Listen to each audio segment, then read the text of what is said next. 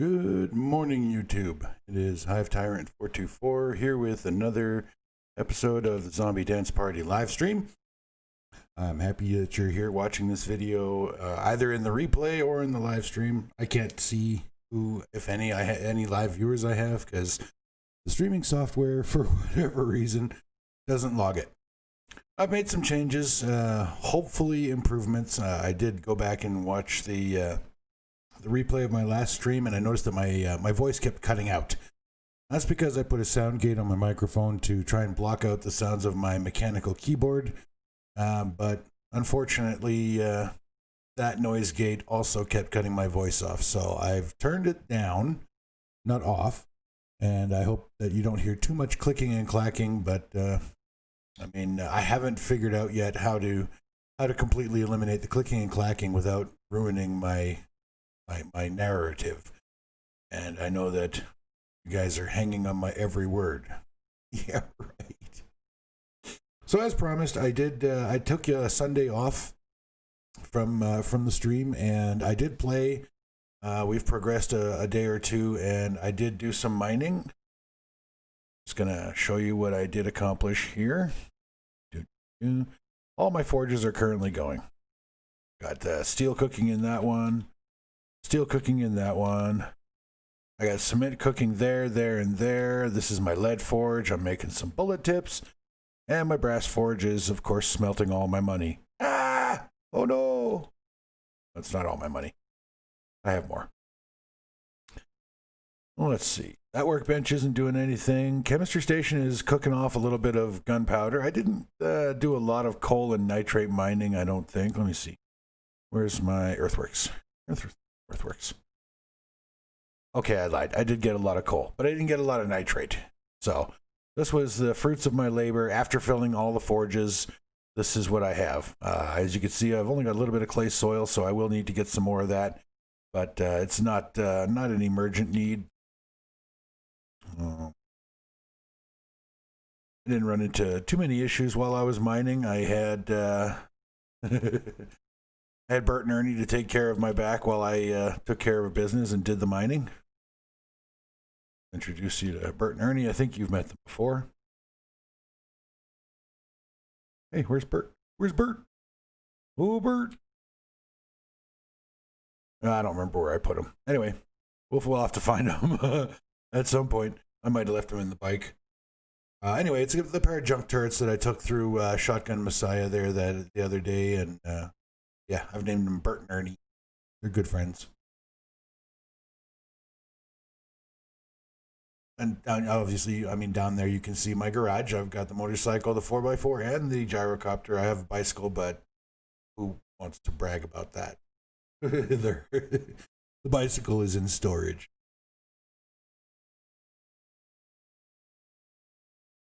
All right. So what's on the agenda for today? I think I'm gonna just kind of clear some POIs. I don't really need to do any mining, or I've reinforced the base of my tower and ramp system. I have to admit I'm very confused about my build, and this seems to work. This seems to get the zombies at the base of the stairs where I want them, and no problem. Mine and Living Dead Girls multiplayer game.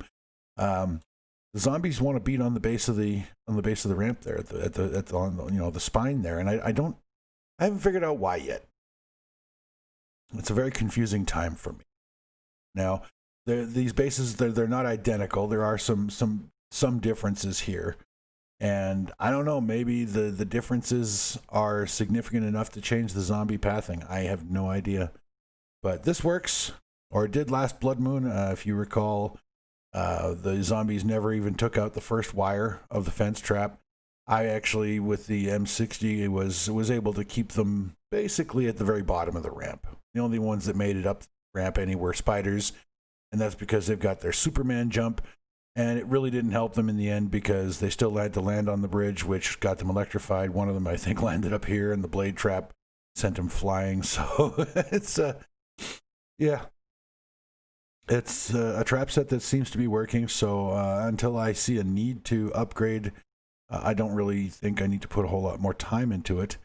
I do want to build or try to build the base pit trap that I built for. Oh, all right. She screamed. It's all right. And her football player boyfriend is now a memory. I don't even. Yeah, the turrets take care of the stairs. I've got the turrets covering the stairs during the day and not blood moon nights, so that I don't have to have the power on. I don't have to electrify all these fences. And the screamers, the base has been designed so that the zombies, even when the screamers are spawning and they're snooping around, they always try to get to the source of the heat, whatever attracted them in the first place. And in that case, it's my, 1, 2, 3, 4, 5, 6, 7, 8 forges.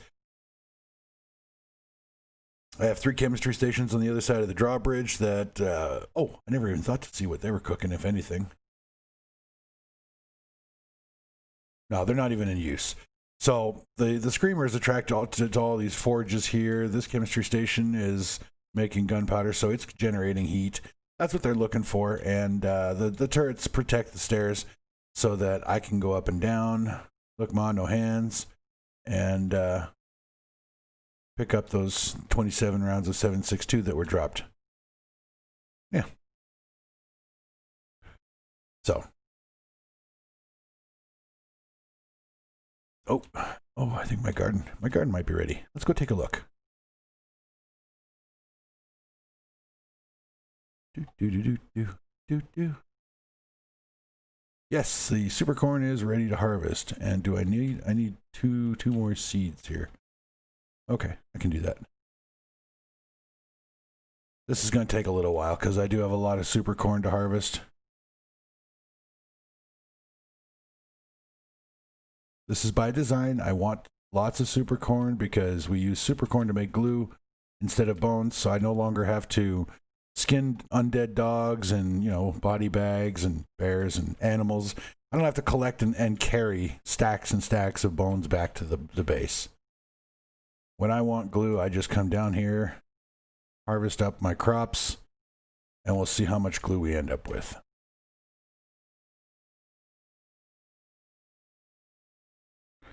I think I may have gone a little overboard. Maybe it might be a little excessive.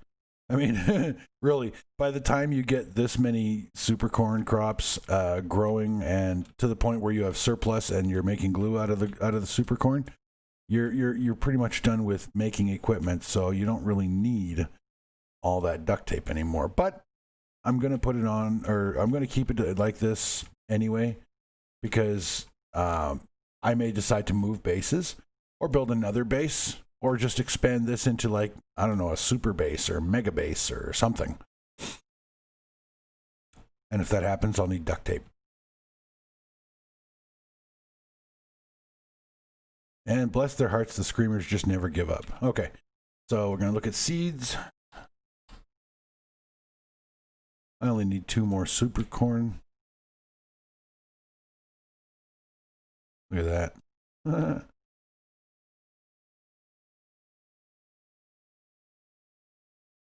There we go. Now my super corn crop is completely full.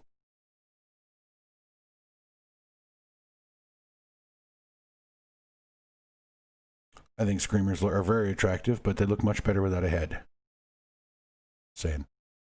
Okay. So let's see how many corn or how many glue can I make with 1 round of, and I'll be able to make a little bit more next harvest. But let's just see. For this we need murky water. Go back here to one of these idle chemistry stations. There you go. 1 round of crops, and I'm over 100 glue, which is over 100 duct tape. I'm set for glue. Oh crap! I did want to get that cotton crop expanded as well, so I'll do that. So where's my medical and chemical? I'm going to put that there. Oh, what am I doing? We'll put those away. Don't need those. And I hopefully don't need the cast, but you never know. It's me. We got shotgun shells. And I like to leave with I like to have like even like full stacks to start. That way I know, roughly what I've gone through in the way of resources when I finish doing whatever it is I'm doing. So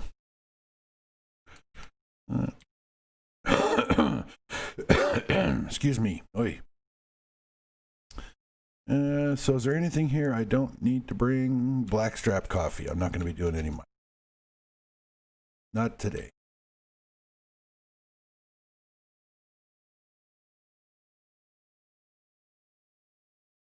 Lots of food. I'm not hurting for food anymore. I've progressed my game to the point where food is not an issue, and I'm happy about that.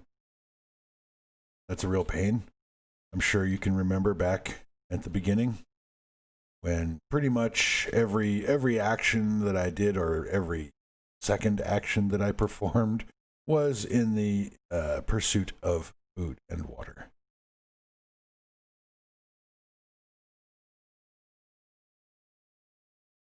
We'll harvest this cotton, and again, the hitboxes for these are very confusing. You have to be aiming like 2 plants ahead, or all you're going to do is hit the seed. Oh, we need 14, so I can only make 9. All right, we'll get the 9 made.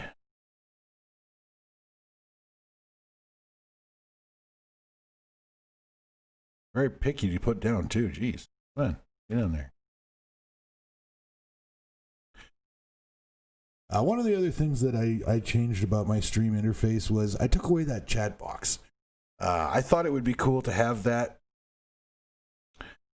What I was actually hoping was that the software would overlay the chat box over my screen, so I wouldn't have to keep looking over at my second monitor to read chat, because I've had some people pop in and say hello and talk, and I didn't even see the messages because the streaming software wasn't the prominent or the foremost app on my desktop for my other monitor, so I didn't even know they were talking. And then by the time I realized that, hey, maybe somebody's talking, or I wanted to check the audio feed or whatever, so I'd switch over to the streaming software, and then I'd be like, oh crap, people are talking. So I put a chat box in the window, but it doesn't actually display it on my screen. All it does is display the chat on the stream side, the receiver side, the viewer side, and it never goes away. The chat box never, it doesn't, if nobody talks for a while, it doesn't fade off. It just stays there. And I was watching the replay, and I was like, God, that's kind of annoying. I don't know how everybody else feels about it, but I realized the theory, or the idea behind it is, if my viewers want to watch my stream in full screen, then they can't see the chat. And that's what that chat box is supposed to be for, is to give viewers the opportunity to read the chat and see the chat while they're watching in full screen. And that's cool. If I get anybody that, either comments or contacts me directly and says, hey, I like watching your streams, that would be like super awesome in itself to hear somebody say that. But, if, they're like, I like watching it in full screen, but I missed the chat. Can you put the chat box back up? I will absolutely put the chat box back up. But until somebody says they want it or they miss it, it's just kind of in the way. So, all right. So I've done pretty much everything I can do here at home. Trader Joel's is open. I don't think I have any quests. I do not. Let's go get one. Oh, I want to see if Bert and Ernie are in the bike too.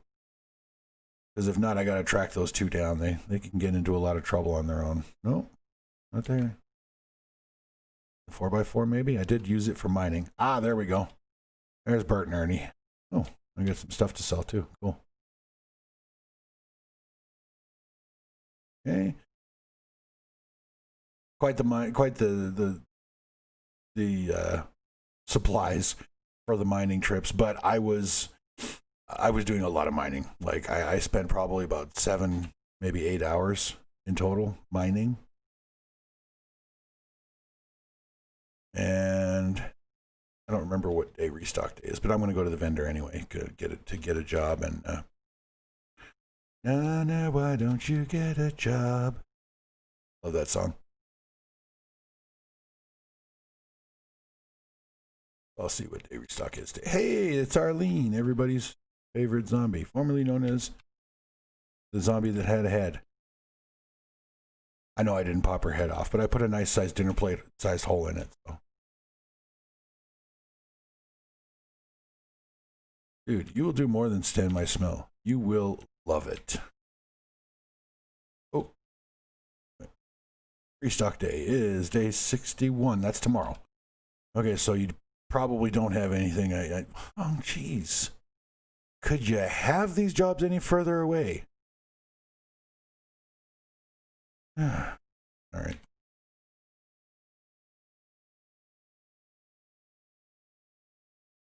What do we got? Oh, Rockbusters. Oh, I don't want to get those Atom Junkies because and the dog food. I had so much fun with those contact grenades. I want to make more of them. That was just, pardon the pun, that was a blast. It was so much fun.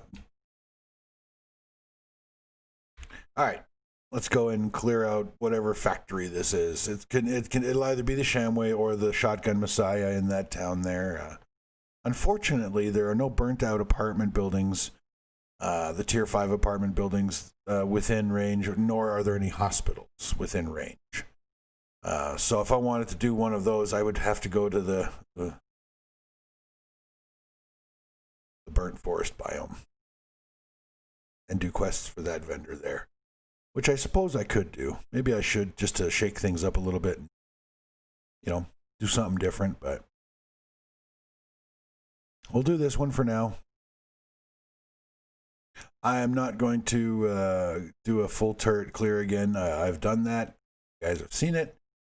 And if you haven't seen it, go back into my last broadcast and watch that. It was a lot of fun. I have to admit, it was a lot of fun to go through Shotgun Messiah and clear it using nothing but robotic turrets. I have done it before, but I had weapons on my tool belt as backup in case the turrets weren't enough. This time through, I left all my guns and ammunition in the bike. Didn't even take them. So that was a lot of fun. And it's the Shotgun Messiah. That was a lot of fun. It was the turrets, 2 turrets together with armor-piercing ammo. You put drum magazines on them, and they are a chainsaw. It's like throwing zombies into a food processor. It's horrible, horrible, horrible for them. But it is a bit slower. It takes a bit longer to get the clear done because you have to place the turrets, and then you have to go and wake up the zombies in the room, and then in the next room or whatever, and then you gotta pull them back into the room with the turrets. Then you gotta sit and wait for the turrets to do the killing. And they are really good at it, but it does take them a couple of seconds. So we're gonna leave 1 turret here, take 1 with us just in case.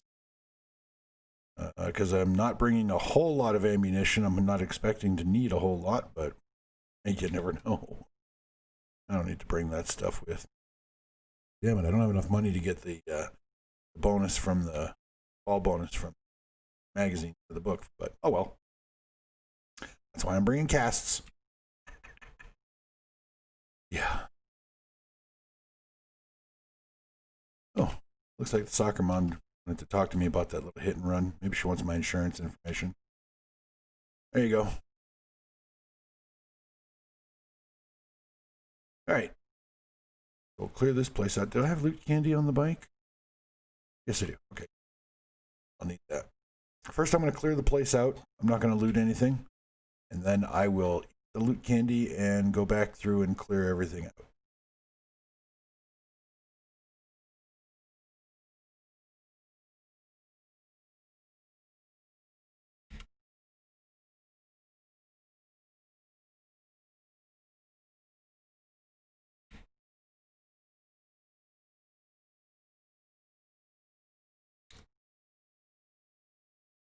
Not really looking to be subtle here.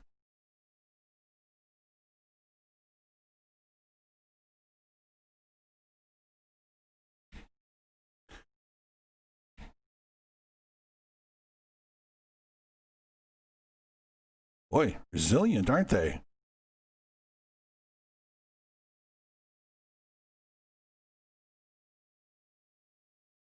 Oh, and I'm gonna have to find a satchel too. That'll be fun.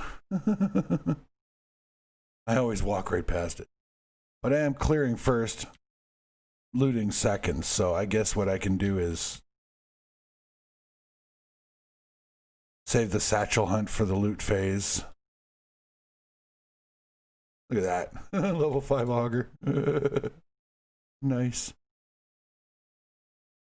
Oh, what's my lucky looter at? 3. I gotta. Oh. Did I have a point I could put into it? No. I gotta make sure I get my lucky looter to 4. Because that seems to be the magic number to get the good goodies.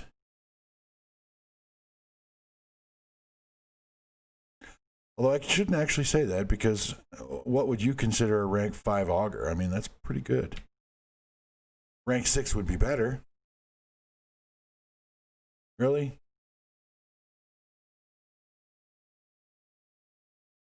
And your favorite color is strawberry, right? Stupid.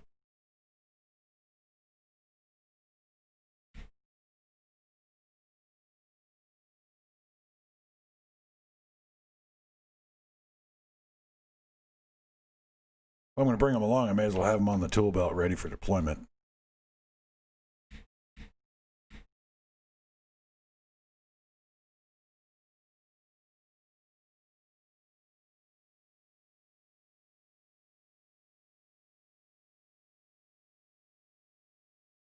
Come on, Mr. Policeman.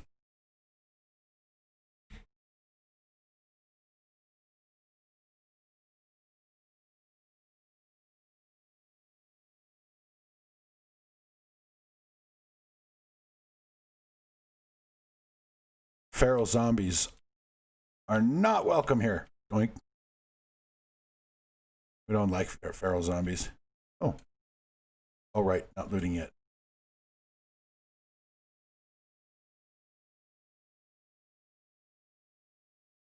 But I am going to cut this. Oh, wait a second. You know what? I want to take a look at the stats here. Attacks per minute, 290. This is, oh, geez, 291. Thanks. Block damage is 31. This block damage is 33. Crap. The other one's faster. I can put more mods on it, but it's ever so slightly less good. But extra mods when I get them is better.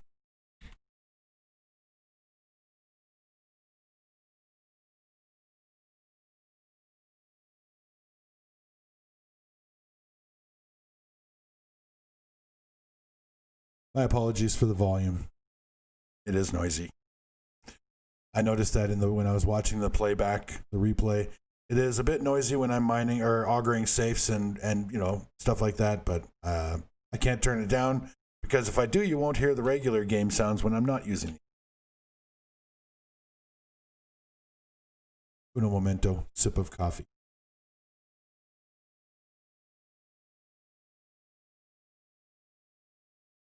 Okay, I lied. It was like 3 sips. But I'm sure you'll get over it.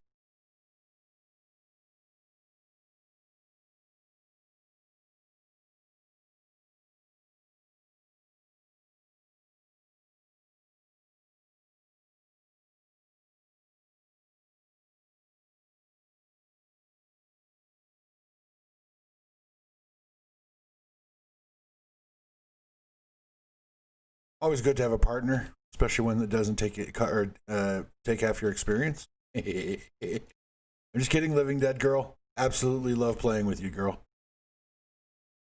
Whoa. Whatever that was sounded very angry. Oh, it's a white. Did you guys hear that? He was like, uh-oh. Got ourselves a crap pigeon.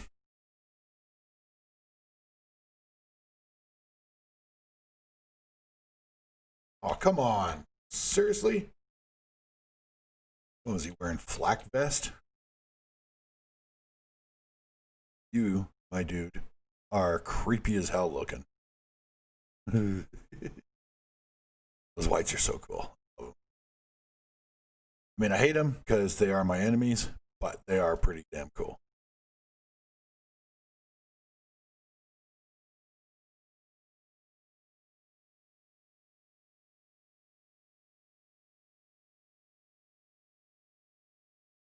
It's the buzzards. There's the damn vultures. Maybe it didn't spawn. Wouldn't that be novel?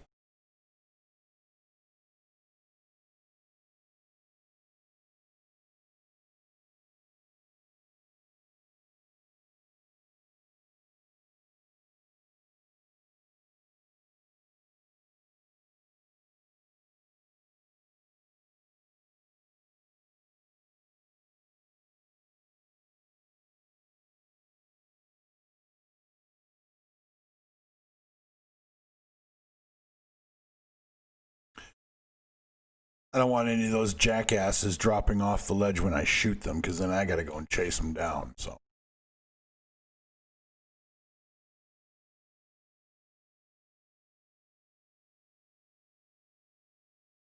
you gotta love fully automatic tactical assault weapons.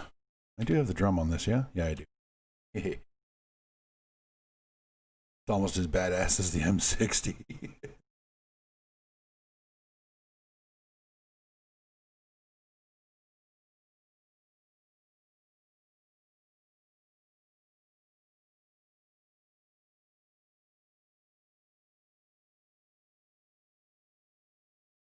What is the effective range on this thing? Effective range. It says 5, but those guys were more than 5 meters away, weren't they? Oh, maybe they weren't. I know he wasn't. Okay,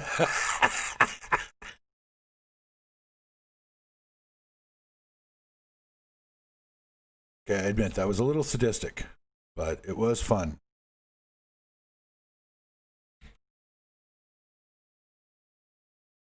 Try and be efficient. Doing it 3. Nope. One of them crap out a loot bag? Yeah, they did. Look at that. Oh.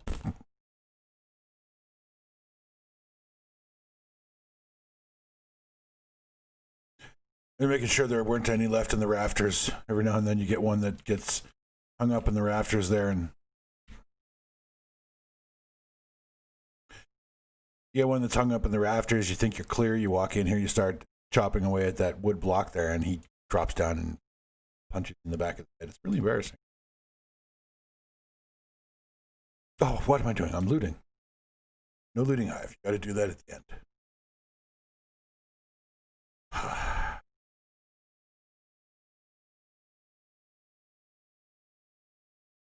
You know what? I'm just going to resign myself to chasing.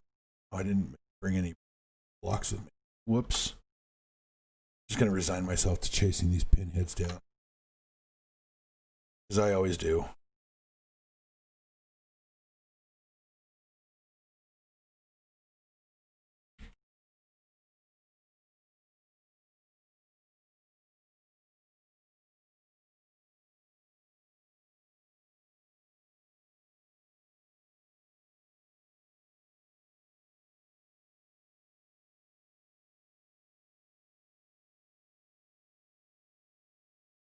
An abrasion? Oh, nose.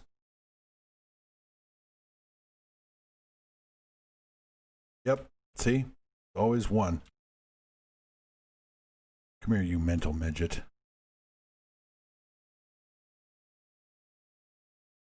God.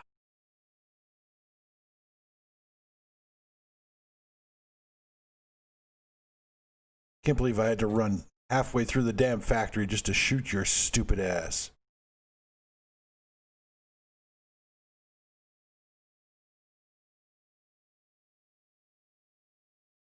All right. All right. Put on a happy face. Let's have a happy face. Happy. Okay. Does that even work?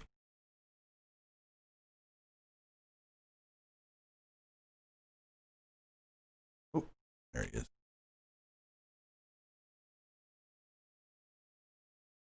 Oh, not cool, Johnny.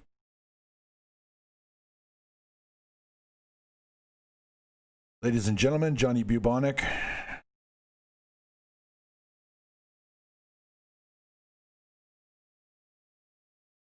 Oh, that's a seriously heavy hitting room.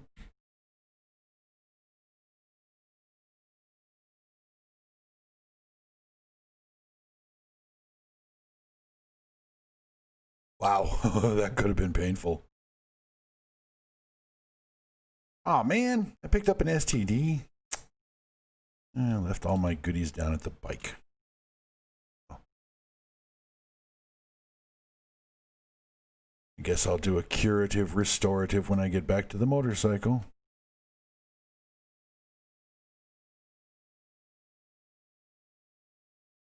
I can hopefully prevent guys from falling.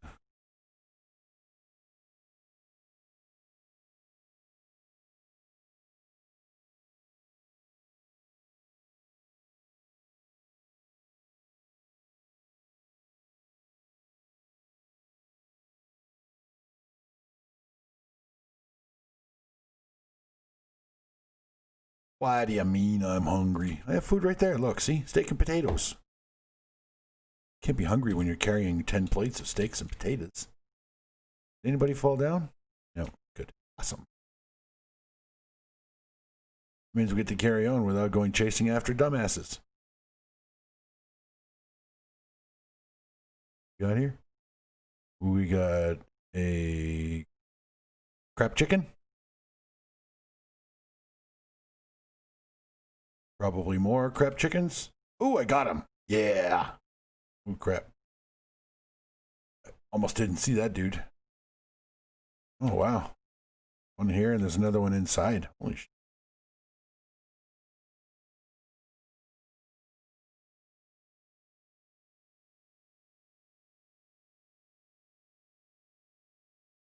A lot of birds on the menu today, I guess.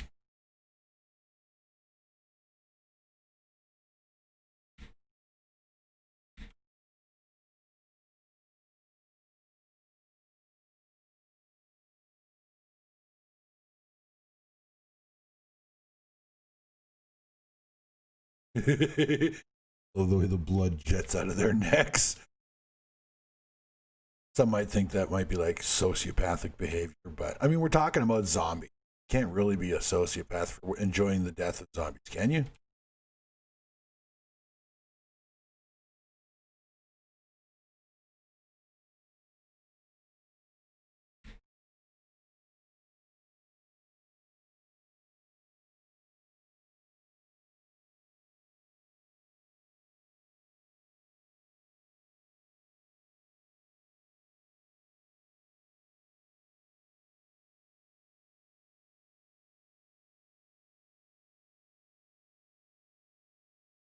I can't see him.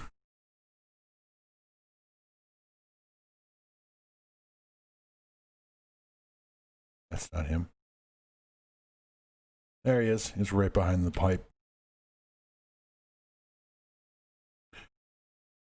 There we go. Happy to get rid of those buttheads.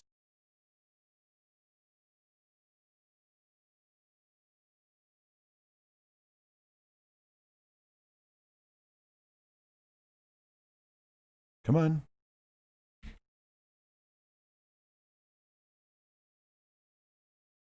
Whatever you two were doing in there together, I don't ask, I don't tell. I'm nobody's judge, but you know.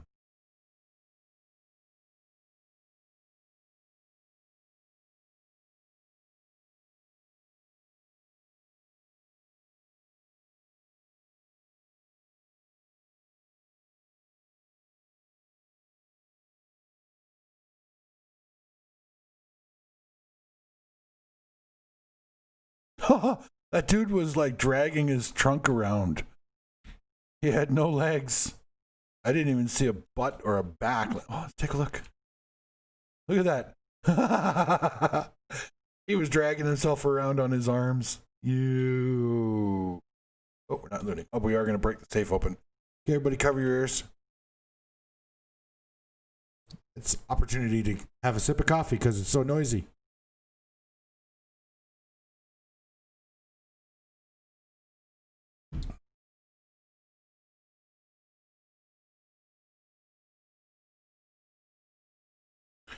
Oop, I looted. I'll leave it there.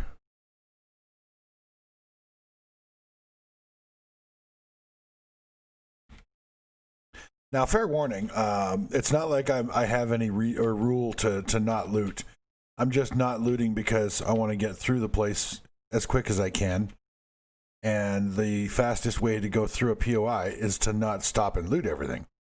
But I still want the loot, so I am going to come back through here. But I find that if I clear all the zombies out, it's much easier to loot. So that's what I'm doing. I will, when I get to the top, I will take the final room's loot box, or the big loots, because then I don't have to go all the way back up there after or when I come back through here to do the loot clear. Right? Makes sense, doesn't it?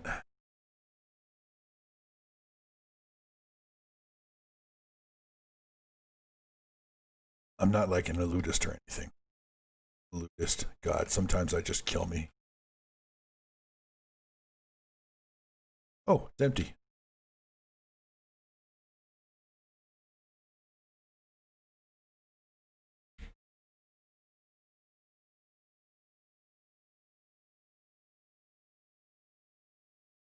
I'm cheap. I'm saving on bullets. I'm consuming some raw iron, as you saw from the stacks in my in my base. I do have a lot of iron. I found a really good iron mine when I was offline mining or off camera mining, and it did very well for me. So.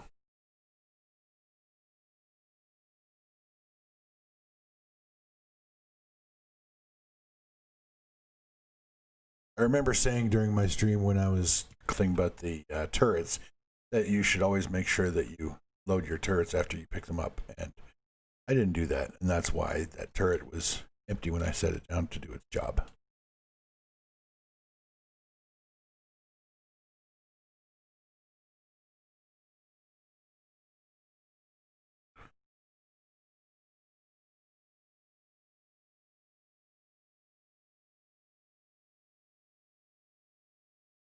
I know the rule is double tap, but I did a triple tap. I hope you guys are okay with that. Oh, we have ourselves a screamer.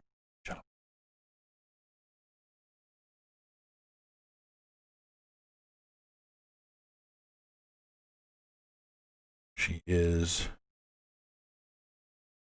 She's like a groupie, like a rock and roll groupie. I'm like the zombie killing star of this show, so she is naturally my groupie.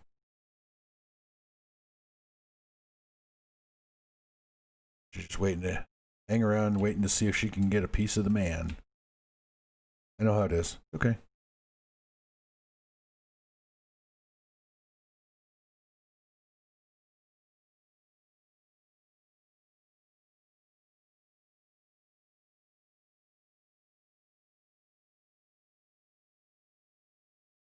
Now I called this is what I call the Room of Doom, by the way, because I have fallen by accident, in a hurry. I've tried to come down this ladder. I've slipped and fallen off the ladder, landed here, and then I get swarmed by zombies. I have been killed by this room many times. So it's the Room of Doom. That's what I'm referring to. Whenever I say the Room of Doom, you know where I'm talking about.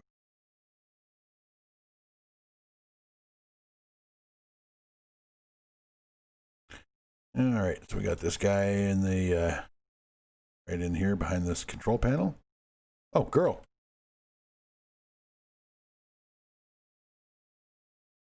Oh, crap.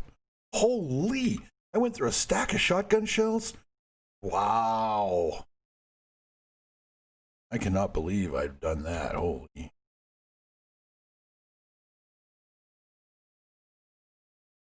All right.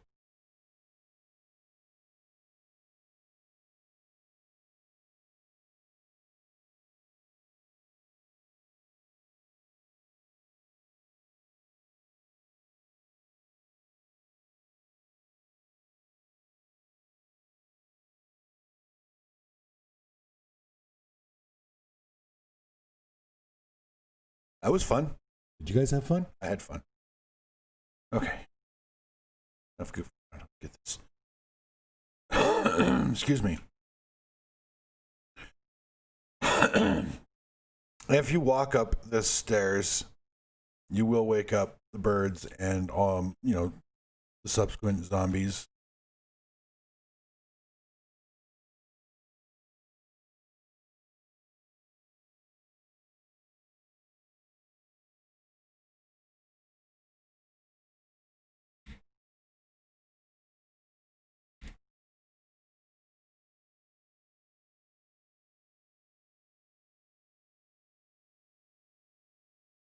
All right. I wasn't able to watch which one of them did it, but one of those buggers gave me a sprained wrist. It was probably a bird. They are notorious for those kinds of injuries, and I despise them with every fiber of my being.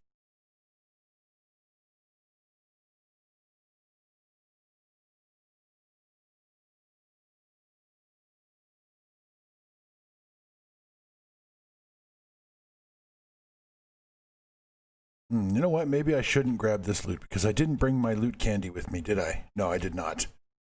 So I'm going to have to go back down to the bike, take care of my medical issues. I'm at 4.6% for my infection. Oh, maybe I better go and take care of that now because that's going to be over 5% before I get there. I'll eat the loot candy. I'll nerd pull back up here and I'll grab the loot here and then I'll go back through the factory. I don't really need to nerd pull back up here. Shut up. Let's get down. I can just start the loot run. I have cleared the instance, cleared the POI. Oh no, I didn't bring my. Oh, they're in the 4x4. Crap. All right.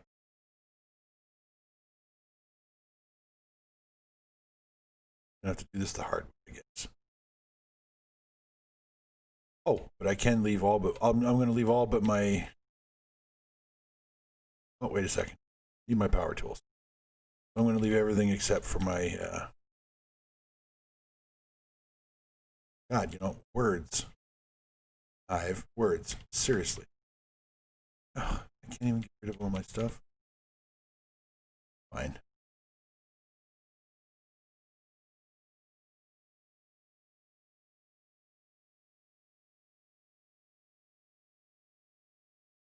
There we go. No. Hold on. 3. There we go. Okay. And I'll bring it hackers.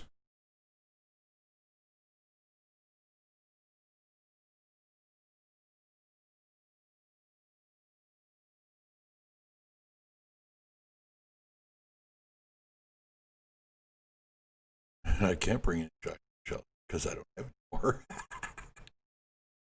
Okay. Oh, but I can leave that behind because I'm bringing the turret. And I might need gas. Okay. So we got the quest completed. Let's go ahead and go through.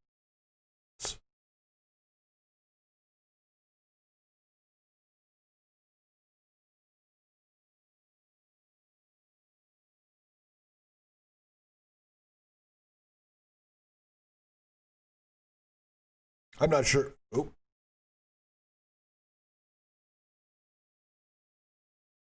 Oh, she's up front. I don't want this Damocles hanging over my head the whole time I'm in here, so I find her and pop her head up her shoulder. I'm gonna have to run her all the way around this damn factory. You watch. What? Well, what were you doing there? You were trying to boost that car, weren't you? You car thief. Oh, we got another screamer. We got 2 screamers.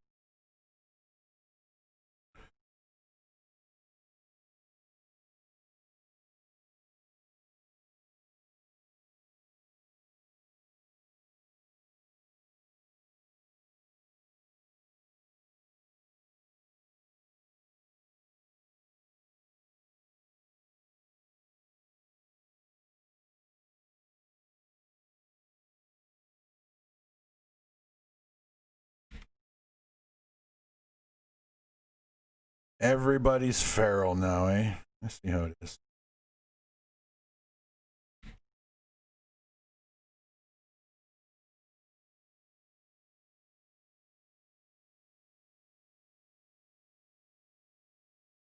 All right, so I'm not going to be able to be Mr. Super Cool and come through here and get all this loot in one trip because I have to carry a bunch of crap. Because I brought the motorcycle instead of the 4x4.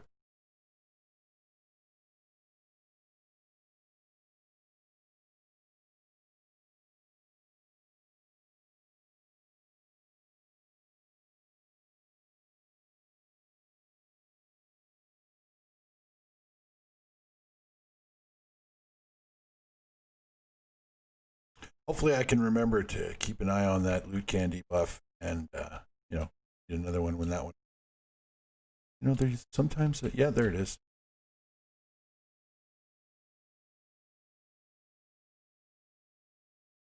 Can't pass up a safe. There could be something good in it.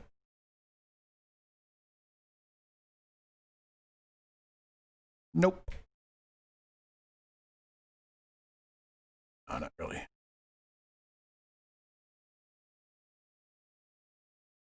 I don't really need food anymore. But if I find the base ingredients or the ingredients for the better food, I should pick them up, yeah?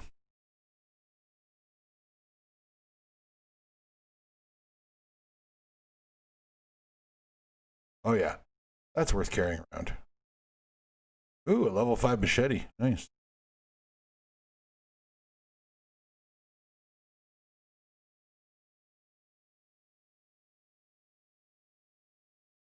I could come through here and take all the cement with me, but no scream. Be silent.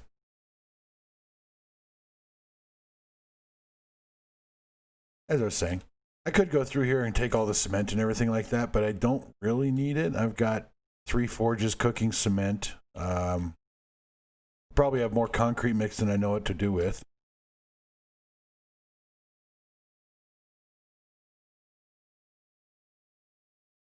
It's not necessarily true. I'm sure I could find something to build with that much concrete. I actually do want to, as I've said before, test out my season 1 dance pit in Alpha 19. So I will need quite a bit of concrete for that. We'll see how that goes. Isn't there a fountain in here? Soda fountain? No, I thought there was.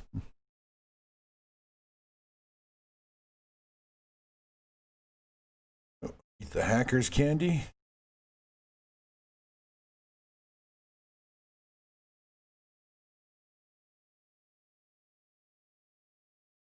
Huh. I don't even get one radiator, let alone an extra one for my efforts for eating the candy.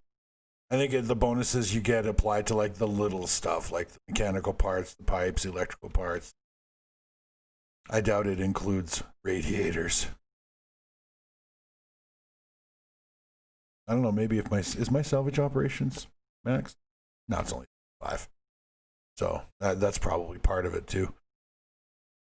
Not that it makes any sense to get 2 radiators out of a single air conditioner, but hey, you never know.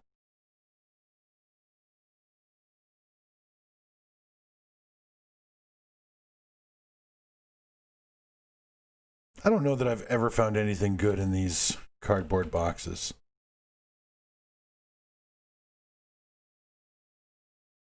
I already have my satchel, right? Yeah, I ran into it while I was clearing.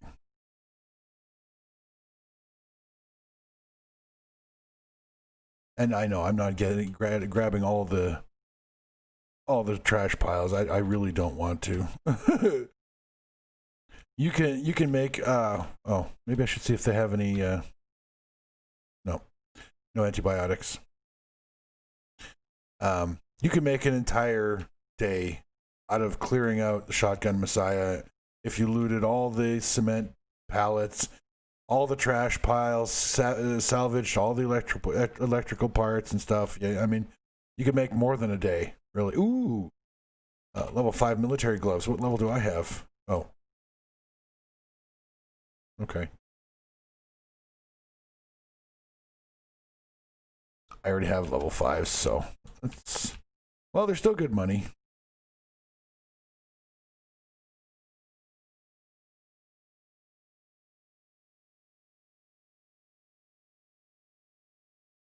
Loot candy is about to wear off.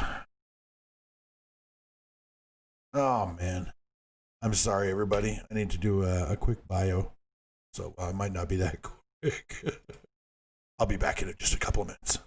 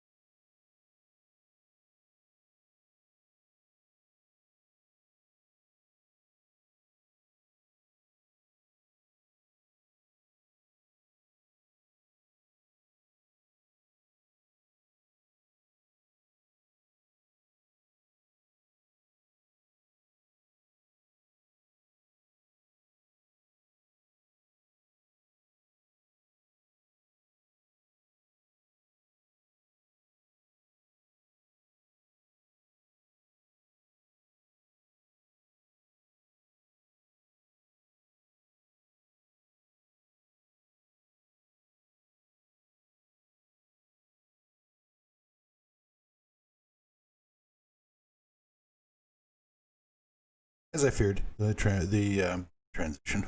The bio took a little longer than I thought it might. Sorry about that. Yes, yes, I'm infected. Take antibiotics to avoid symptoms. I know.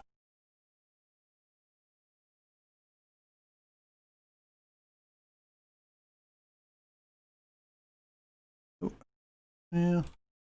Yeah, who couldn't use more brass? I mean, I'm smelting dukes to make bullets, so.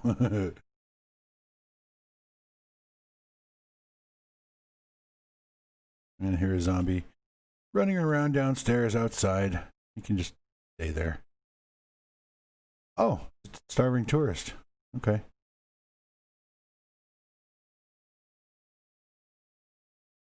Oh, yay. That's a bunch of crap.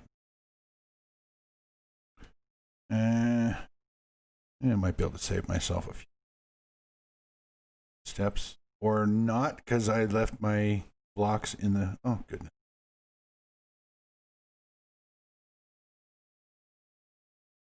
I left my blocks in the bike, and my inventory's almost full because I've been looting crap. Boy. Sometimes, I tell you, I don't exactly think things through. Oh, well.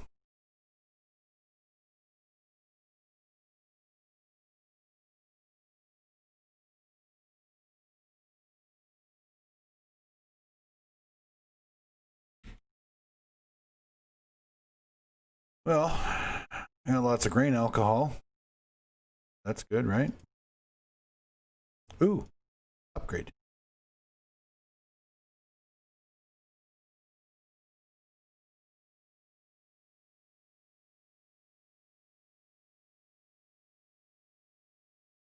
Oh, shush. Okay. Right. Can't repair that because I'm in my queue. All right.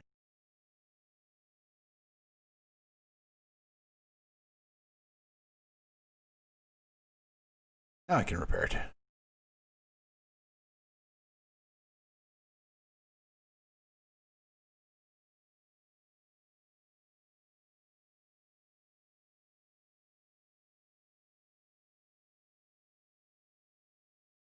Go. Go. Please. Go, George. Oh.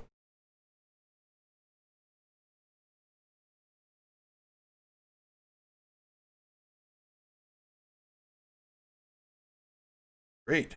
Now I can put the advanced connectors on there, silence connectors or whatever they're called.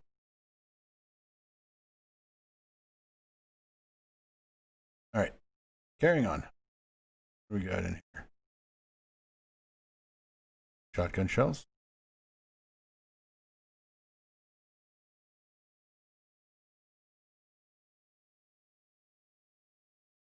Amputated his leg from the knee down. He didn't really need that anyway.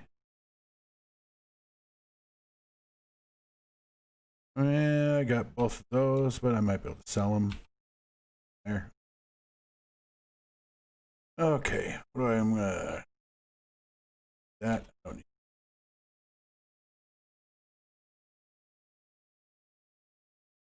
Loot prioritization.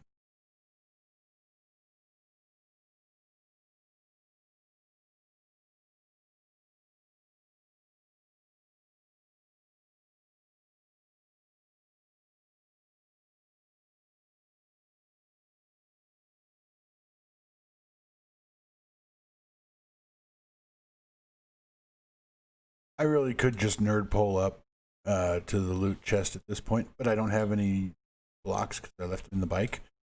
And I don't have enough lumber to make them, so here we are. Sorry. I knew I wasn't going to make it back in time to turn this quest in anyhow, so. I mean, I probably would have. In fact, I'm sure I would have if I had been looting as I was going, but I wanted to clear it all out first. That way I could focus on loot and, you know, prioritize what my loots and whatnot while I was not having to fight zombies. And that even that plan didn't really work out because I still have zombies that have been wandering in from the street. But it sounds like they've all come in. They've been dealt with.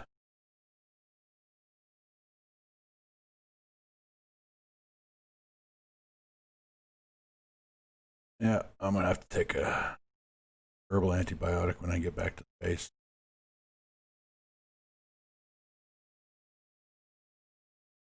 That's so weird. I've never understood why that happens. You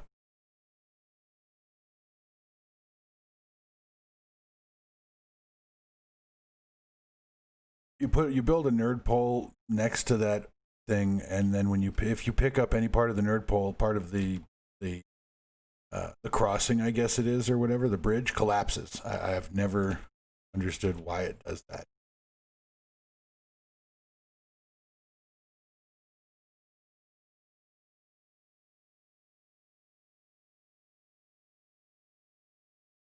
Dun dun dun. Nighttime. How much does that sell for? Ooh, yeah, I think I want that. No room in queue. Oh, all right. I'm scrapping that.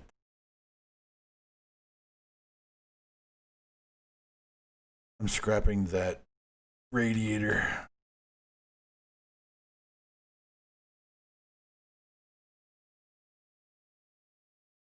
What adult?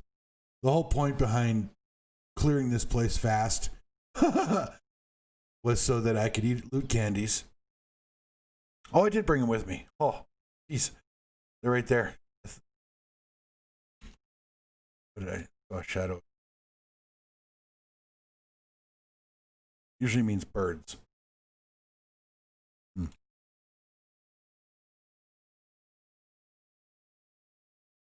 All right, noisy.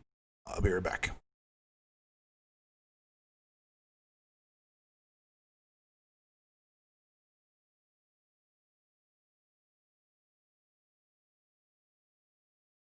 Very noisy. Sorry, sorry.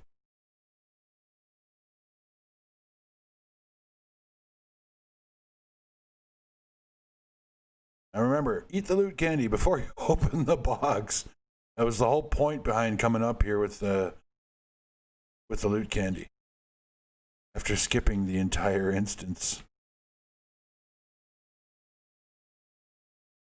Okay, well, yeah, that's pretty good stuff. Semi mod.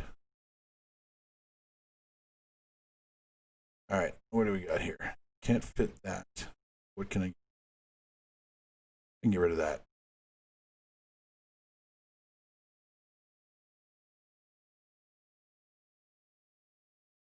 That'll be worth some good bucks. That'll be worth some really great bucks. So will that. Get rid of that. I'll get rid of that. Hmm.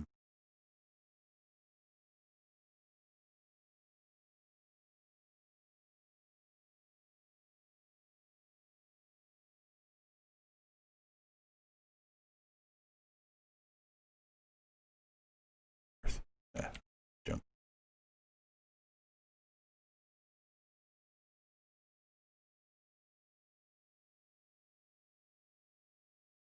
I know that actually. Yeah, that's still worth something. Oh, hey, I've only got 11 lumber. I can get rid of that.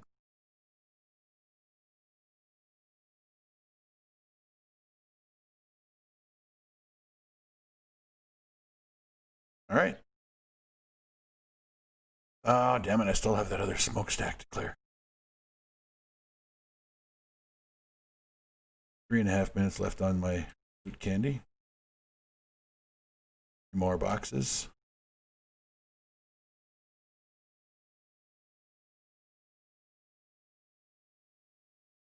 Okay.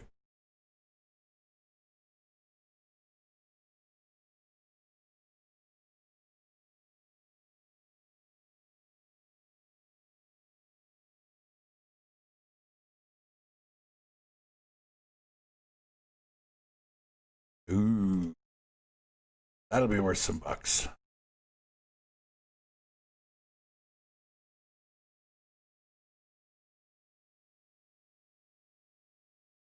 Nice. Bert and Ernie, this the level 6 version. that on anymore. That sound can get quite annoying. All right. I gotta be careful here. Break my leg in addition to all my other afflictions.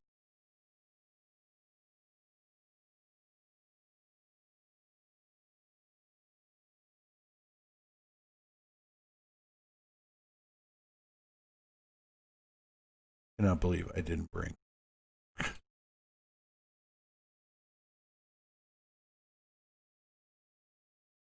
didn't bring any antibiotics. You'd think I would learn by now. No, so much. But it's okay. Clear the place. We got.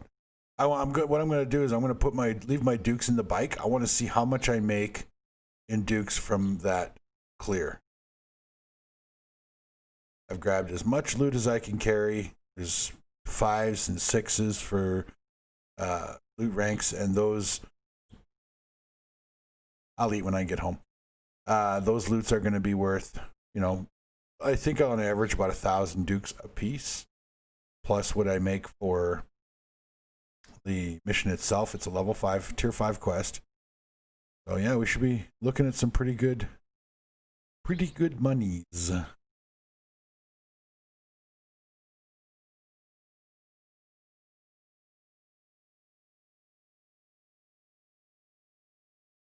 And we do have, I think today's restock day. So we'll have to do a vendor circuit. I won't be able to smelt those dukes. Still looking for that last mining book. Oh, I don't have any room for meat, puppy. You're lucky.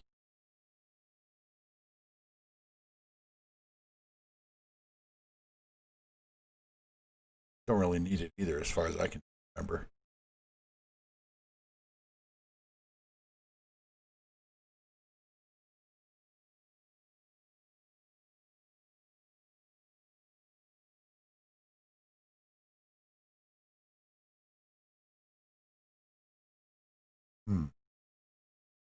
All right, well, I'll throw some stuff in 4x4. Hey, there's an herbal antibiotic. Sweet. Take care of that. Oh, and I can take care of the abrasion as well. Very nice. All right. Oh, I gotta eat. Hungries.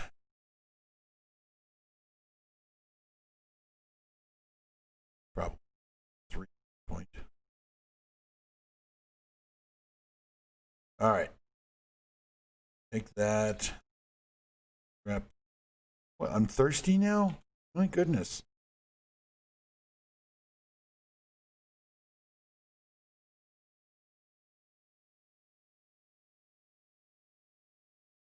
Oh,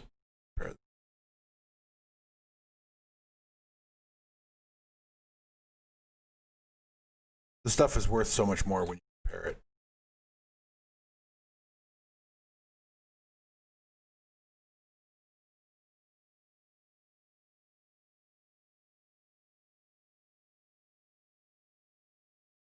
All right, now what I'm not going to sell, I'm not going to sell you.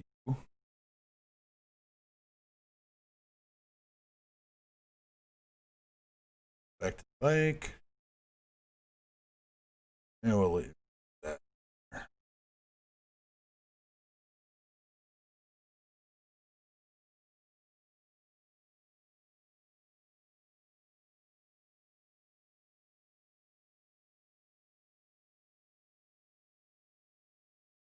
I'm almost at the point where I should probably be just using 4x4 for pretty much all my travel needs because I end up with so much more loot. So I am going to, I've never used the covert cats. I'm bother putting that. I'll put that in there. I'll put that in there.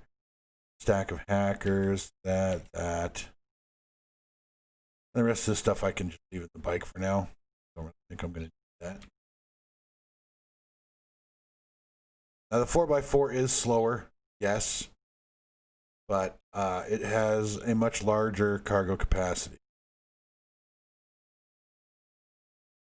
Okay, so stuff we're going to sell. Is there anything left that we're going to sell? Yeah, eventually one of these turrets. First is you very much to for your service, Mr. Turret. I can put an extra mod on these, but I don't really know what to put on there. Yeah, full auto trigger group. If it actually increases the rate of fire, but I don't know that it does. So I mean, that could end up just being a waste of a mod. I don't know. I have to do some research on that. See what mod would be a good idea. All right. Now I'm going to throw the Dukes into the gyrocopter because that's what I'm going to be using to do my vendor circuit. I'll throw that gas in there as well. You know what? I'm going to keep a stack of Dukes on me in case I pause it.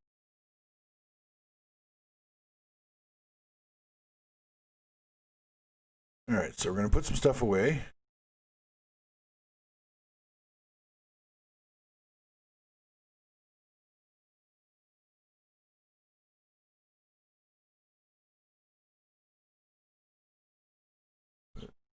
There.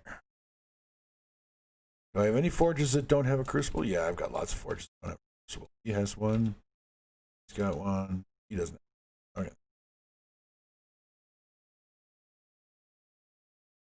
I don't need that. Don't need that. Don't need that. But I do need one of those. Oh, do I have any forges that don't have an anvil?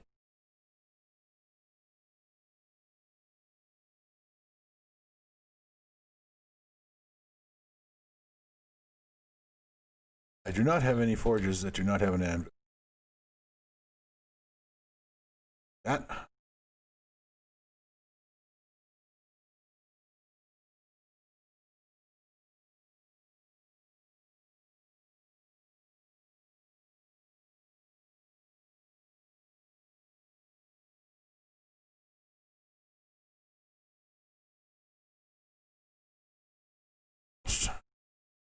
Oh. I don't know. What do we need? Oh, we don't need bullet tips. Some buckshot.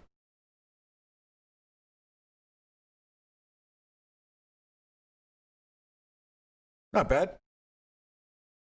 We got you working on stone. Okay. So you can make some cement. There you go.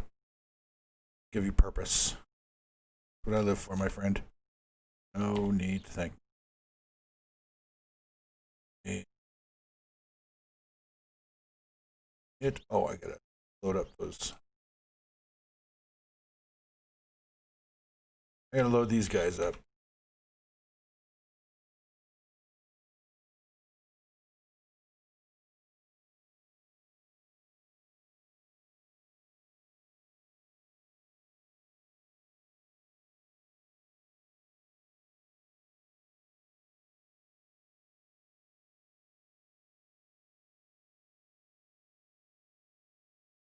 Just as a reminder, when you're scrapping stuff, especially if you accumulate a lot of real money or old cash or whatever it's called, instead of scrapping it in your backpack, you can scrap it in your workbench, and then that frees up your backpack. And you can set it to scrap on your workbench. It's going to take like a stack of like 1,500 old cash could take like I think it's half an hour to scrap or something like that. Scrap it in a workbench. It's way easier. And we'll put the dynamite in with there.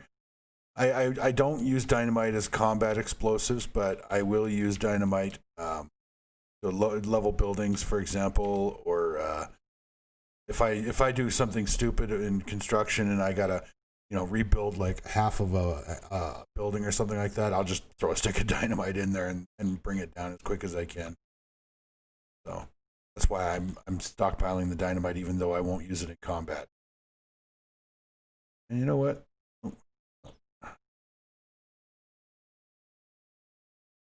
Grab that. Do I have any more purified water? I don't.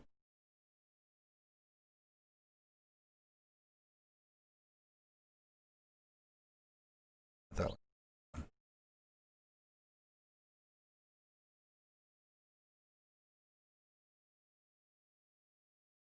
Oh, don't have any fuel for the cooking fire. Oh, we have some. Put it in there.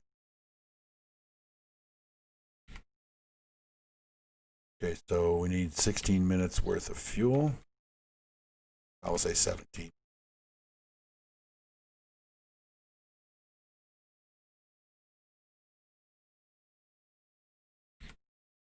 Not that I think I actually need 54, but oh, you know what? I'm only going to queue up 50. Because I only go in stacks of 10, and then the 4 will sit there in the queue, just not complete.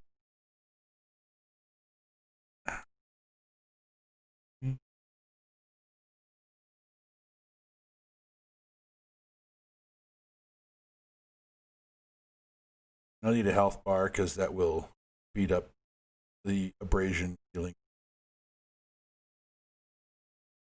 I better eat too. There we go. Excuse me. So that'll take care of that abrasion. And I'll still have some health bar left over when it is done. Because the health bar's natural crit healing is 200%. So you heal injuries a lot faster, which is handy when you can't do anything to eliminate the injury. All right, I'm going to go AFK for just a few seconds. Well, maybe a minute, but we got to wait for morning anyhow, so I'll be right back.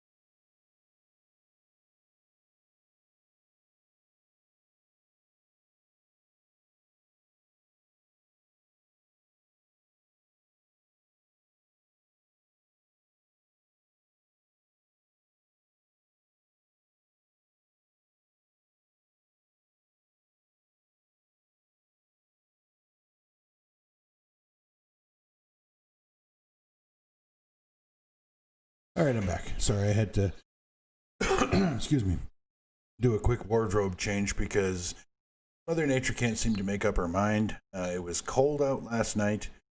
Now it's freakishly warm inside of my apartment, and I don't have the heat on.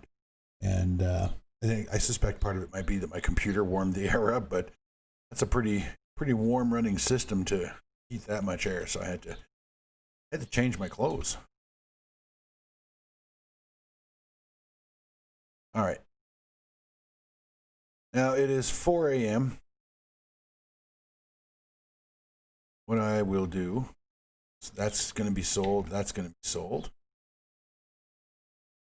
So I'm going to hop in the gyrocopter.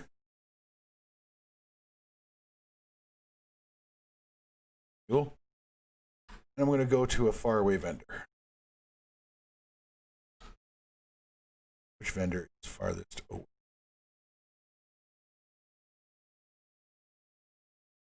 The hell was I down there for?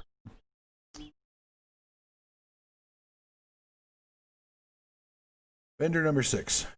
You're the winner. Furthest away, I think. Oh, vendor number 4. Holy crap. Yeah, you are the farthest away. Oh, damn it. I want to hit 6 first because then I can hit 4 and then the other's on the way back.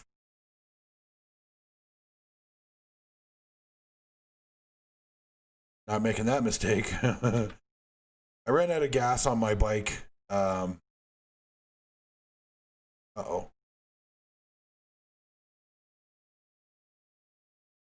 There we go.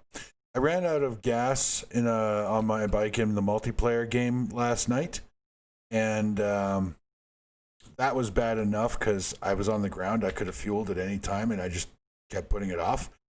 And I don't want to do that in the gyrocopter because running out of fuel in the gyrocopter is not only embarrassing, but it is painful. So All right, we're in flight to the trader number 6.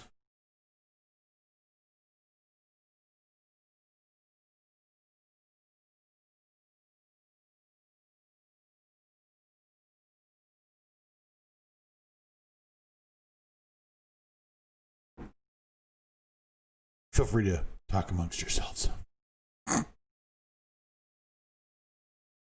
This is when it's things like this, parts like this that would be nice if I had more live viewing audience. I know that in order to get more viewers, I have to make content that more people want to see. I get that. I'm trying. I really am. I have no idea how to actually grow my channel. I'm sure I could find a lot of informative videos on YouTube about it, but the reality is I'm helping their channels grow by watching their videos on how to make my channel grow, and they don't really. I mean, there's some videos that have really helpful information, and there's some videos that don't really tell you anything. You know, it's I feel like it's almost like clickbait. You know, they want you to click, they want you to watch the whole video, they want you to subscribe to their channel, but they don't really tell you much, if anything. So, and the funny thing is that I think most of the content on YouTube on how to grow your channel, it's aimed at people who are trying to make money making videos. You know, for the most part, I'm sure that, you know, somewhere in there are guys that are saying, hey, you know, whether you're trying to grow your channel for a hobby or whether you're trying to get, monetized and sponsored, you know, whatever. But I think the majority of people that want to watch those videos and want to grow their channels, I think they are trying to get monetized. So it's a little tricky for me because those strategies and the motivation and the drive, it's not it's not financially driven, I guess is the best way to put it. Because I'm not trying to make money doing YouTube videos. I got injured at work, and that injury is permanent. It ended my driving career, and so I'm on basically permanent disability. Once WCB has put me through school, and I get my diploma, and I go out into the work world, and I get a job, I still have disability benefits from my old job. So, I mean, I don't need to get monetized in order to pay my bills. I'm covered, is what I'm saying. And so, I'm not greedy. I'm not trying to get rich or anything like that. I really just, want to share my gaming experiences with more people because it is a lot of fun. This game is so much fun to play, and I don't know everything about the game. In fact, the more I play it, the less I find I actually know. But I still have fun doing it. I have fun playing this game, and I have a lot of fun playing multiplayer with Living Dead Girl. So, if you're not aware, if you weren't watching my stream last night with Living Dead Girl, we do have another player that Living Dead Girl met in a 7 Days to Die Facebook group that she invited to come and play with us. And this lady will be joining us today on the multiplayer server. Now, she's got a little bit of work to do. She doesn't have a lot of 7 Days to Die experience, but she's not like total newbie like Living Dead Girl was. So she's got some catching up to do because we are somewhere around day 33, 34, and we got a day 35 Blood Moon coming up. And she'll get the benefit of our game stages when it comes to loot, but she's also going to have the drawback of our game stages when it comes to zombie strength. So it'll be an interesting challenge for her. I look forward to having her on the server, and we will be streaming that. So, you are welcome to stop by and say hi to her and welcome her aboard the zombie dance party. It'll be good times. Really looking forward to it. I'll be gaming with two lovely ladies. I honestly and I don't mean to sound sexist. Please don't take it like that. But I honestly didn't know that women would even want to play 7 Days to Die. Like, it's such a violent, brutally violent game.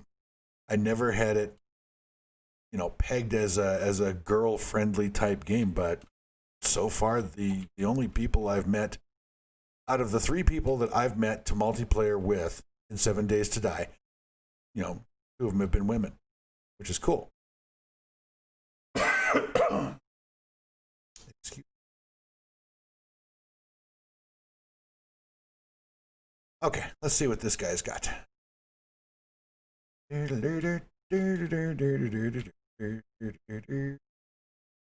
do need assistance, friend. I would like to see the auger schematic. Actually, you know what? I don't even need the auger schematic anymore. I just need the mining book. I've got a level 5 auger. That's the best I'd be able to make. So I don't need the schematic, which is now why it's going to show up. You watch. By the time I'm done my vendor circuit, I will have the schematic for the auger. Because that's just the way the game is. It waits until you don't need it more, and then it gives. You didn't have anything I wanted.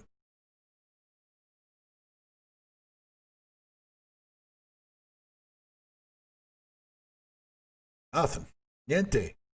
All I need out of the vending machines really is I like the atom drops or the atom bomb ones or whatever, the explosive candies. And so now we go to vendor 4. That's right. Okay.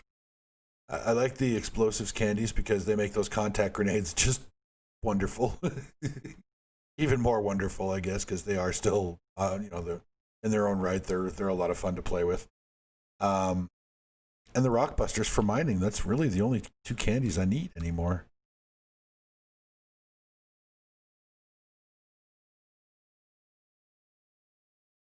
I don't remember if I said it in my single player stream or if I was explaining it to Living Dead Girl, but in my very first playthrough, you've seen a couple of videos from that. You saw that I did get up to quite a high game stage and a high level. I don't remember what. I think the highest video that I made was day 112 blood or whatever, something like that. Anyway, I had a vending machine. I bought a player vending machine. It was on my multiplayer server, and I had intended once the version went stable, I had intended to invite or just open the server up and let anybody come in and play. So I built a base that was like, it was right near a vendor, and it was like a safe haven sort of place, and I had vending machine. I was going to put vending machines like a mini mall, survival mini mall kind of thing, so that players that came on the server could, if they couldn't find what they were looking for at the vendors, they could, buy it from me. And, like same price that the vendors charged. Right. So I was just, I was setting up to help other players that joined my server.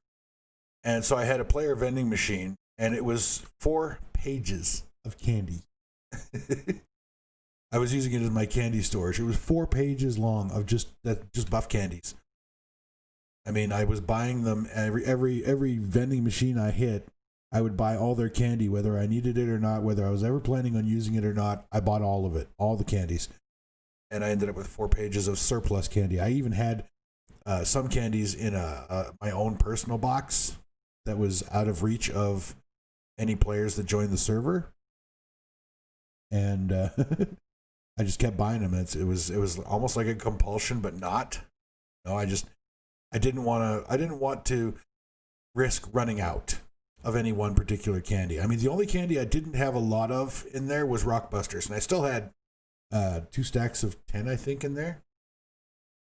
But that was like the one candy that I didn't have, like 7 or 8 stacks of, was the Rock Busters. Oh, coffee. Very, very hot coffee.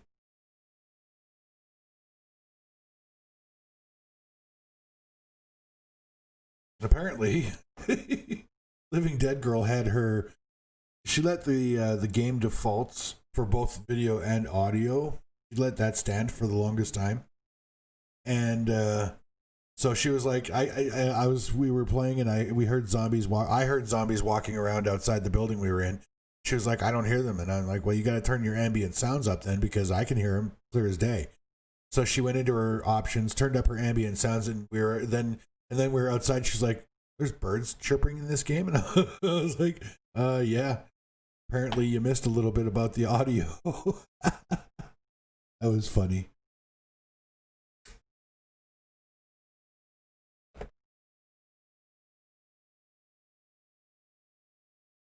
And I would actually like to just recap what I learned. First of all, excuse me, I stopped playing my Skull Crusher single player game.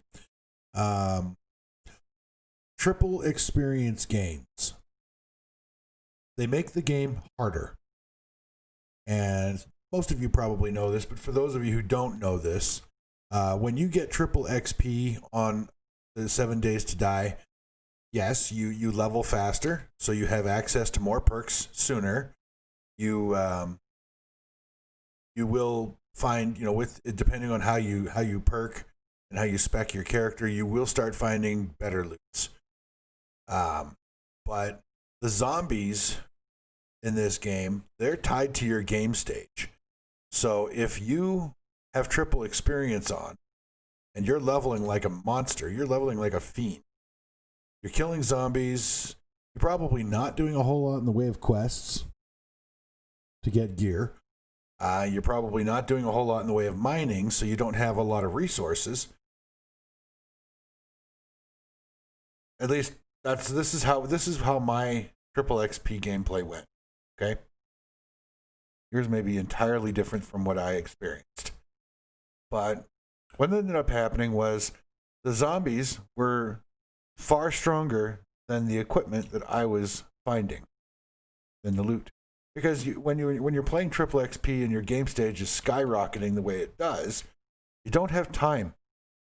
You don't have enough time to loot all of the things that you need to try and loot in order to be able to fight those stronger zombies that are connected to your higher game. So it does, in my opinion, make the game harder. It's more challenging, and that's not necessarily a bad thing, but it can bite you in the ass, which it did for me. I was getting to the point where I couldn't even fight I could fight the day-to-day zombies, but at night they were getting too dangerous. They were getting too difficult. Hang on a sec. Sorry. So the game stage made the zombies harder, and I didn't have the gear to fight them. So it ended up I was getting killed quite a bit. And even in daytime, you're spawning at the game stage I was at, because I think I was only at Blood Moon like 21, day 21.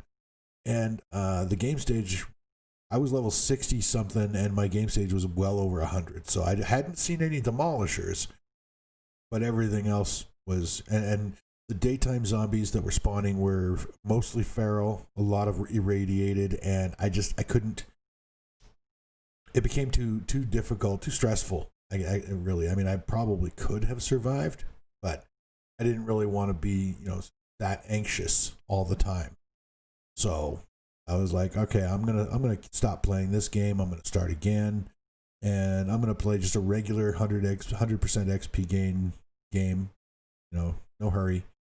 And so I did. I restarted, and I'm having a lot more fun. It's more relaxed.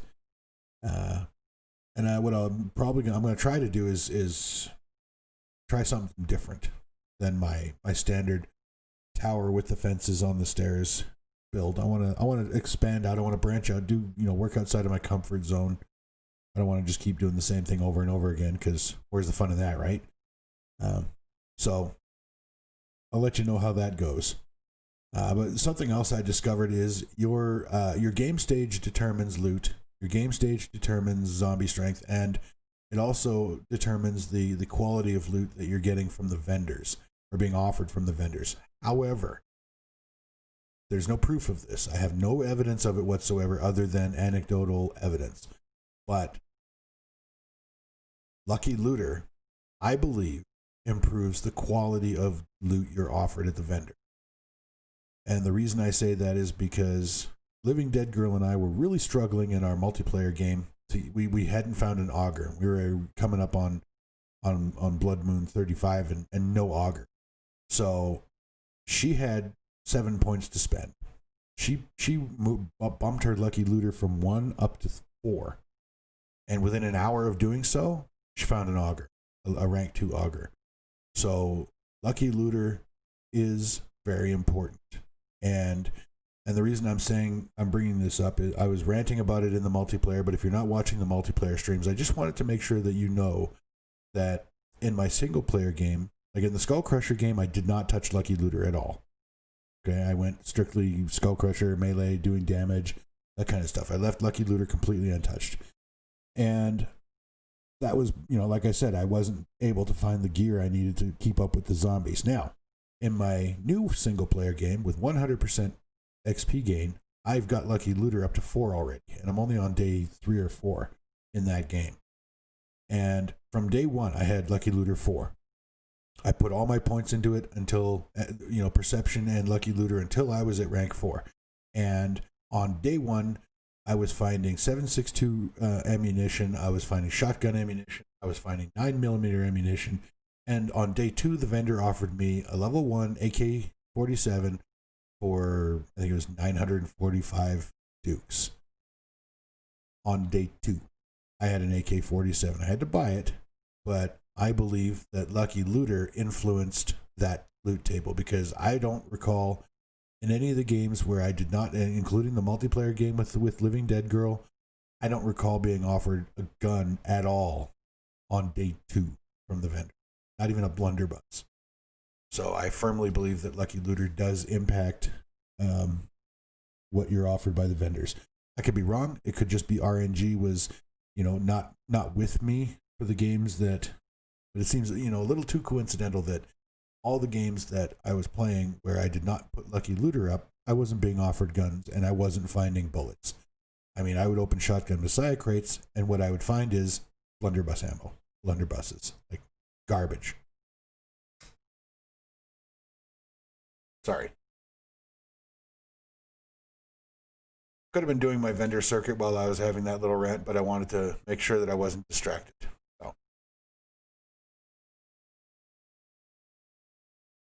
It is one lesson I want to impress on anybody who's watching these videos. Lucky looter, early game, you just do it. Trust me, you will not.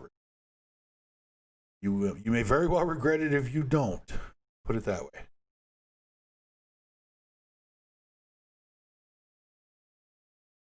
I have no immediate plans to use the rocket launcher, but I want to have the rocket just in case I.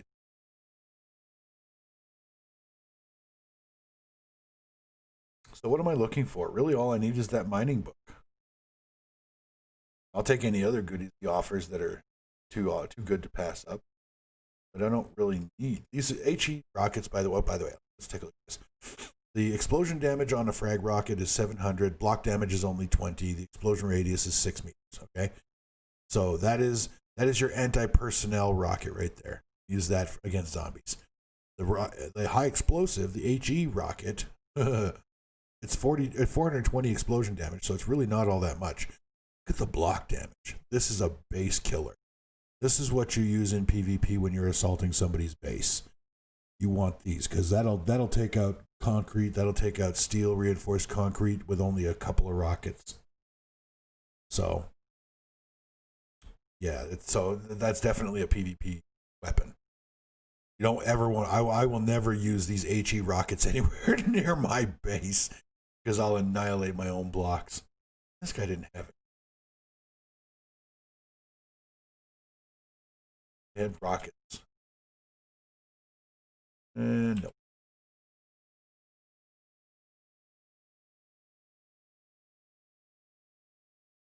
Let's see. Next vendor on our list. Number 3.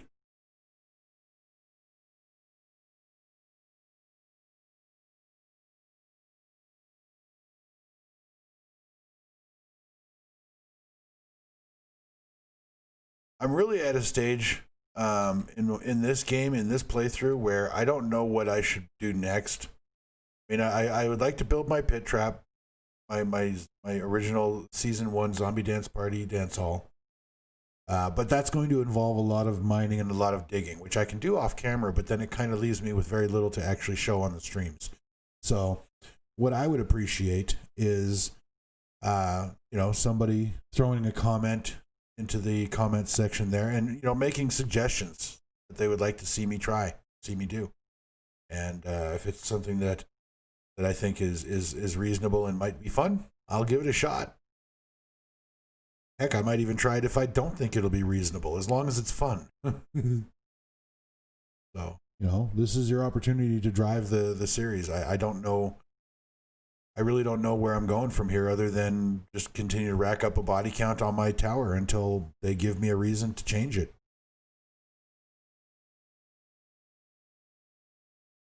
I guess I could build like a super fortress.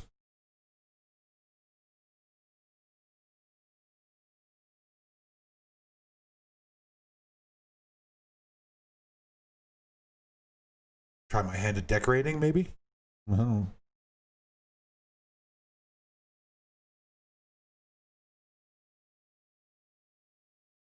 A little high in altitude.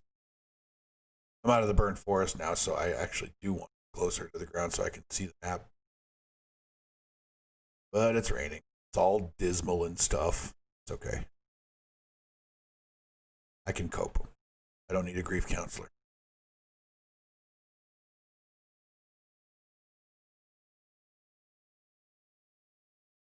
Alrighty.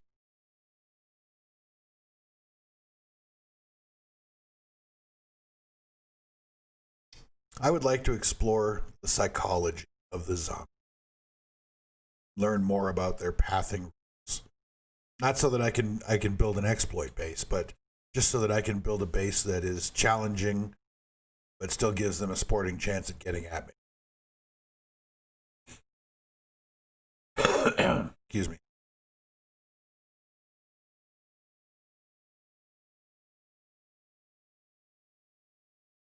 I am curious, something that I haven't been able to successfully do. I tried it in season 2 of the Zombie Dance Party, but that was Alpha 18, so anything I would have learned there probably wouldn't work here anyway.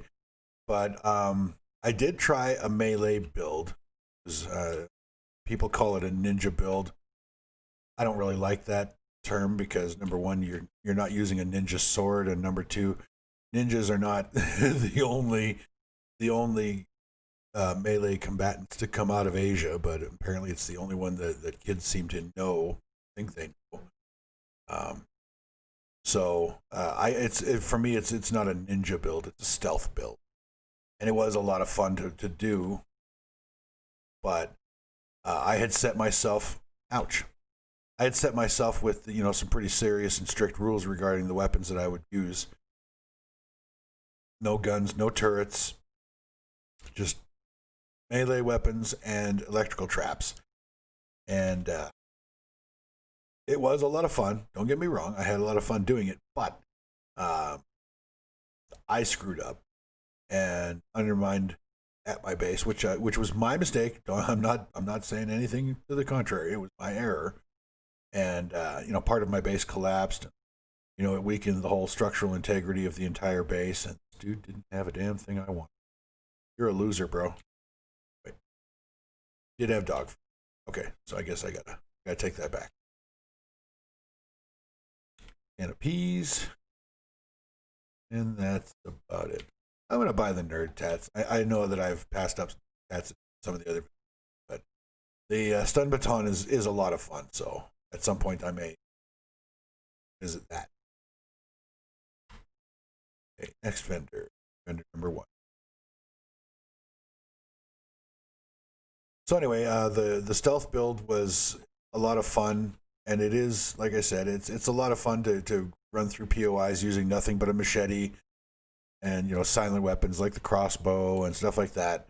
But for Blood Moons, I have not found, or I guess I haven't even really tried. I did try a little bit for season 2, but like I said, I screwed that up. So maybe I could do that again. I could try and build a melee base here in this game that I use the machete for or the stun baton, sledgehammer, and see how that goes. I mean, eventually I'll have points with nothing better to spend on than melee weapons anyway. So I could try that. That could be like a further down the road thing. I have to admit, I've never played this game. I think the max character level is 300 because at 300 you've got all your attributes are maxed, you have all your perks. I mean, if you spend your points, if you don't spend them, you don't have the perks and the attributes, but why wouldn't you? So there's no point leveling beyond 300. I mean, your health and your stamina cap out at 200, so in another 22 levels, I won't gain any more stamina or health when I level. And then at level 300, I have all my perks, all my attributes, so there's no sense in leveling beyond 300. But I've never gotten that far. I've never leveled a character to 300. I usually I get bored because my trap tower is such an effective design, or it was. Hasn't been lately, although in this playthrough it has been. It's been working, but it hasn't been working for me and Living Dead Girl at all. But that's a lot of mistakes on my own part for that. But I've never gotten to level 300. So I would like to do that in this playthrough, in this series for you guys. And, you know, I'll be allowed to explore all the weapon systems and see what I like and see what I don't. But the bottom line is that each weapon system will have different Blood Moon base setups. Again, no exploit bases, no game-breaking zombie path exploit bases, all 100% legit that you've got a chance to kill me if you get through my defenses sort of bases. I just prefer that. That is the challenge for me. That's the fun. But each weapon system will have a different type of base that you need to build for it, right? Well, he's got an Art of Mining book, but I already have that one. Oh. Maybe. I mean, just to say that I have it, why not? At some point, I may explore explosives. Who knows? Unfortunately, that's all he had. Oh, he did have a bottle of acid.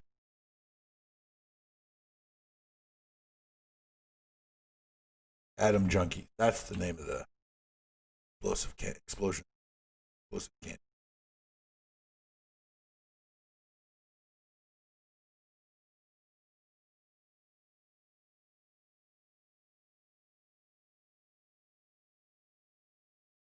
Oh, I didn't highlight the vendor I want to clear.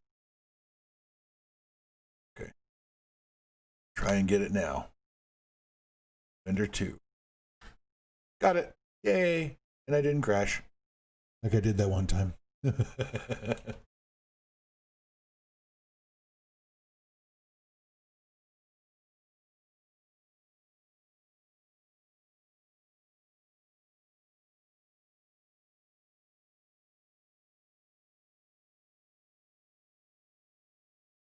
One of the things that I remember thinking, I've seen some other streamers that they build.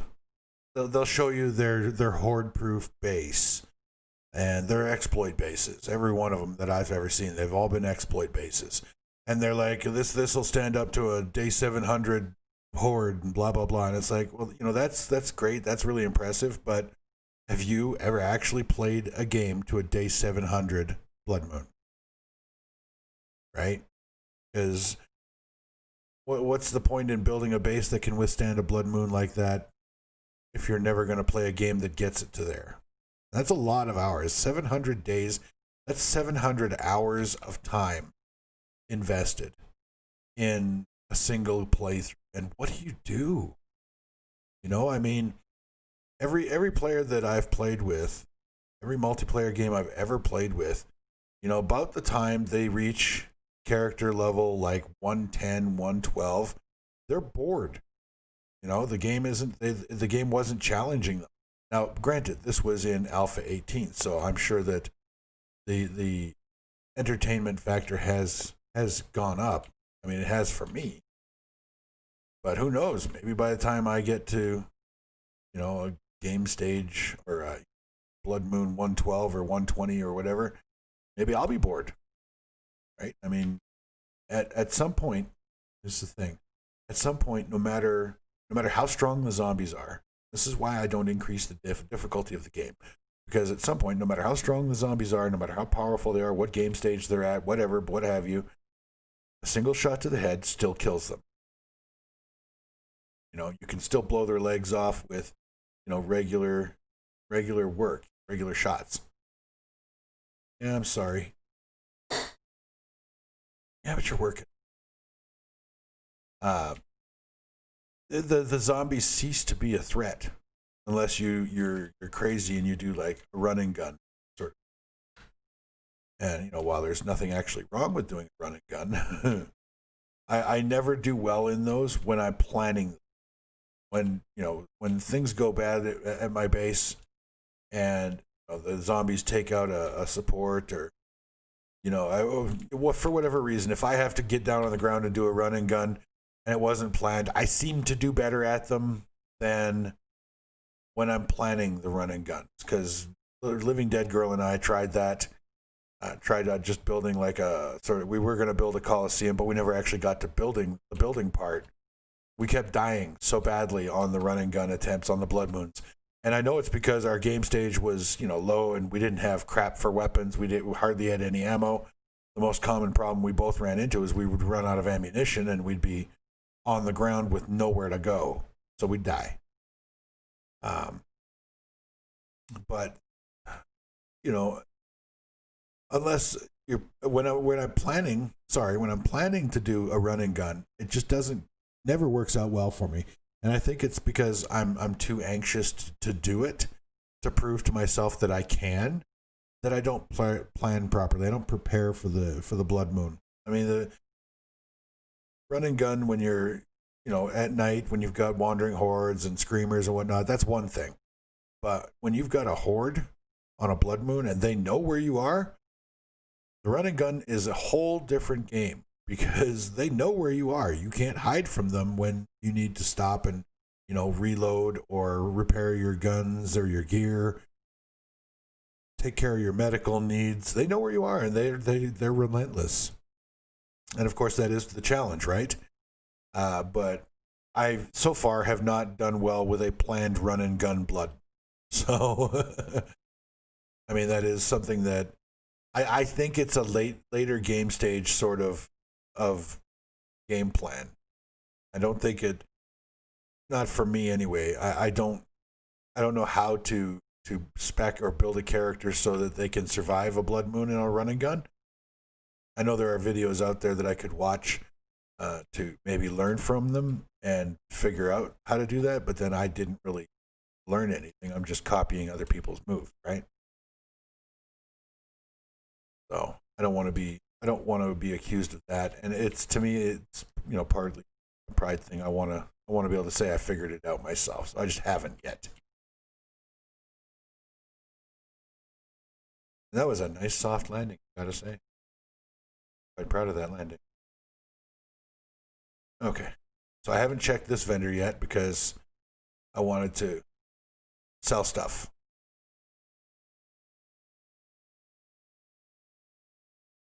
All right, so I'm going to ditch my money. So here we go. As you can see, I have $0, 0 dukes. Throw all this stuff in there so that I have room to pick up the goodies that I want to sell. And let's grab the stuff we're selling.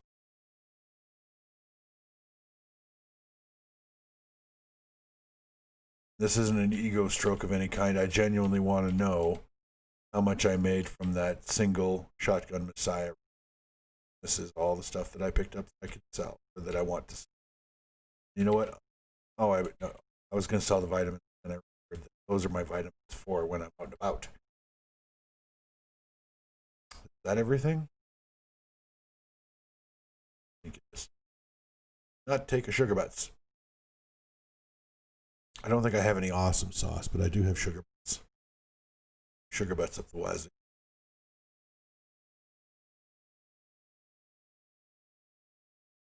I'll throw those in the board so stack.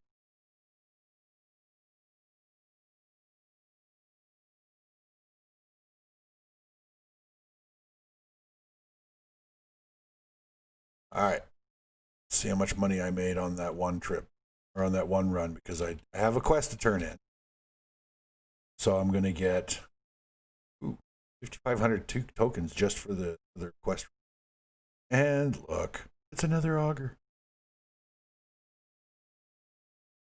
Okay. I'm going to take this fully auto mod. I'm going to try and put it on my turrets and see if it increases the rate of fire.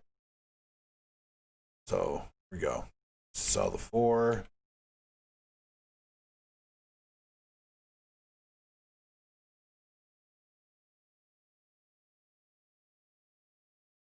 Remember, you earn one experience for every Duke you make when you sell stuff.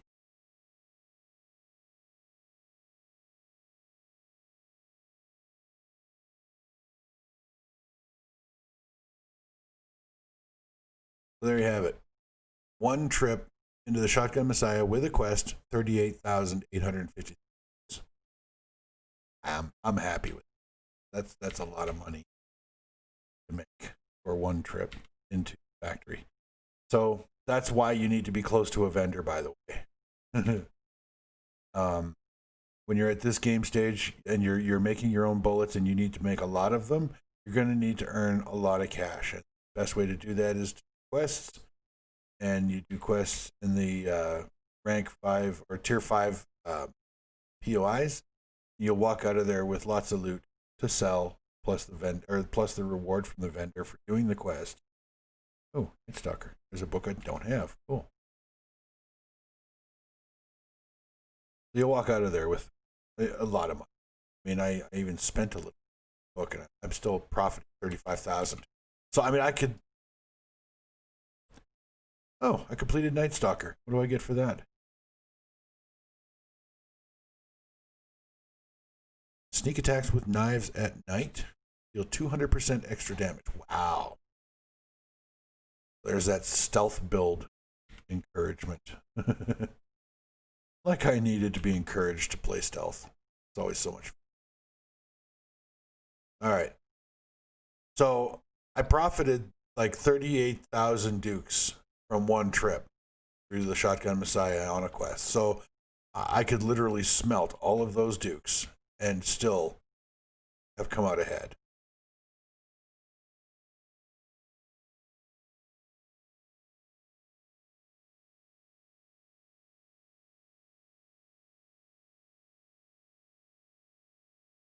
All right, we'll put these away there.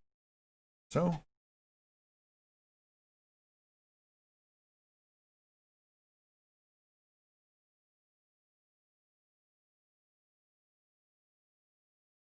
I'll need to load more clay into that for,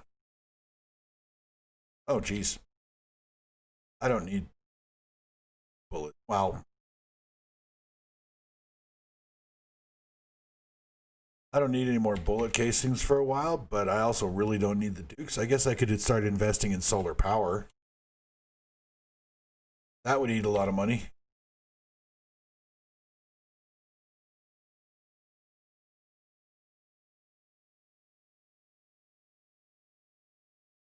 All right.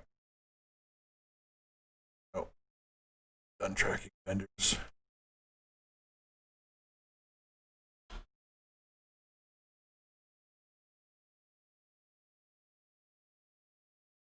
I couldn't fuel you even if I wanted to. Didn't bring any gas upstairs.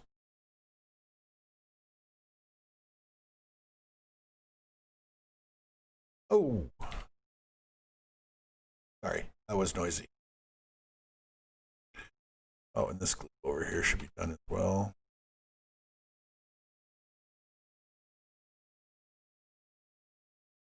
So, as you can see, not hurting for glue. Holy crap, I've got 659. You know what I don't have is enough cloth to turn all of that into duct tape. Holy cow. How's my garden doing? Not done yet. Oh, that was funny. And I've already got a lot of gunpowder. So I've got gunpowder, I've got brass, and I've got bullet tips. Let's queue up some bullets.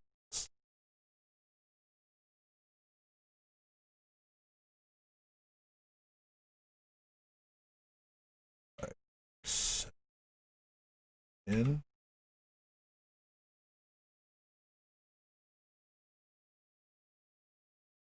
I can pick up 8 stacks of. Okay. We need some 9mm. The turret's downstairs, but we don't need. Oh, we can make boxes. How many boxes can I make? I can make 100 boxes, and they stack in stacks of 5. So I'll make 30 boxes. That'll fill that workbench. Let's see. Got more bullet tips. How much 44 ammo have I got? I've got a butt ton of hollow point 44s.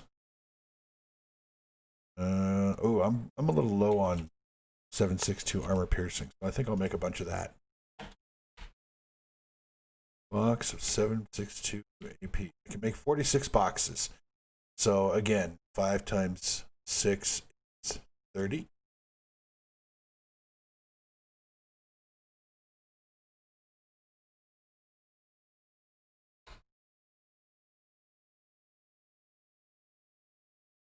And 16, and what am I out of? Gunpowder. Oh, wow, okay.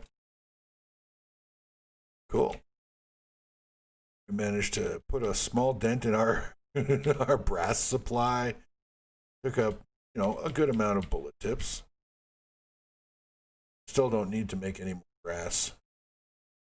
I've got lots of buckshot to make shotgun shells. I don't really need shotgun shells because it's not a primary weapon, so I don't fire it that much, although I did blow through quite a bit of shotgun shells in in the last Messiah factory I went. That was fun. What have I got for mods on this thing? How many can I fit on there? Only 2, so I need a better shotgun.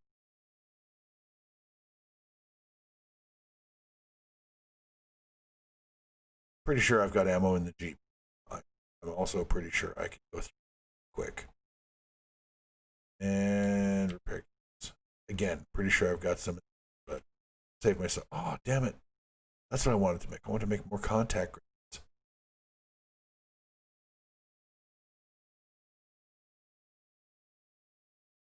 They take 14 gunpowder.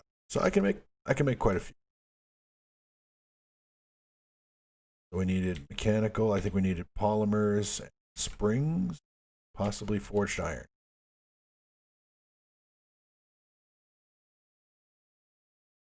There we go. There's a stack of 20. Uses up the last of my gunpowder. Well, no, it doesn't. Surprise. I'll be able to make more. But that'll get us started. It'll give us a stack. Those things are just so much fun. Okay. So we got bullets queued. Yep. Pretty much. What am I going to do? Let's see.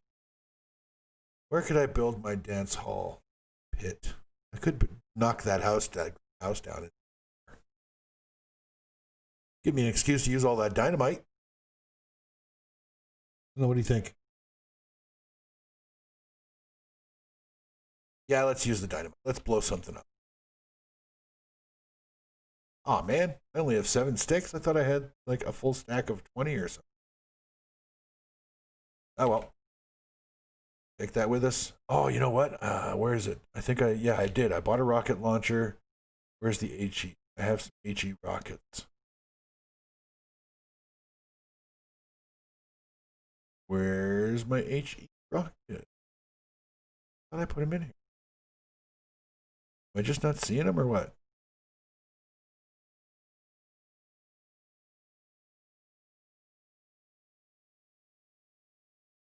I had some. Oh, did I put him in the 4x4? I can't imagine why Oh, I did. Okay. Right. And yeah, I had some repair kits. That's okay. Oh, you know what? I want to see if the full auto trigger actually turns or not. So I can't think of any other mod to put on them. I mean, they've got the cripple 'em, they've got the rad remover, they've got a drum magazine. Right? I mean, I can't think of another mod to put on it, so I'll try the full auto trigger. Because really, I don't have anything else I need to put on them.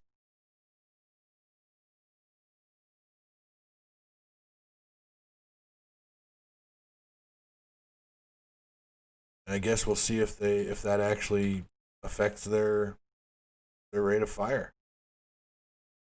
How do you really tell though?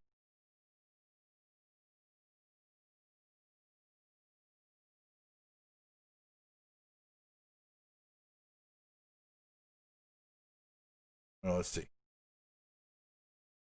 Well, it works when I'm holding it as a gun, so even that by itself is worth putting the mod on there for. So yeah, there you go. Because all I did was hold down the fire button. I didn't have to press the fire button for each shot, so that makes it worth putting that mod on there in case you have to use the thing as a gun in your hand. All right, let's blow shit.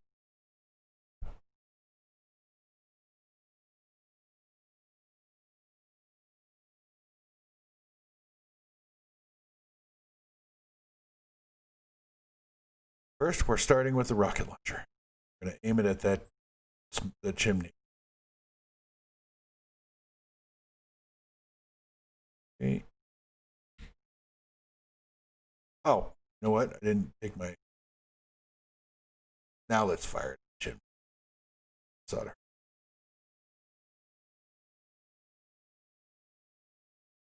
Yeah, that's pretty impressive. That's definitely a base breaker right there.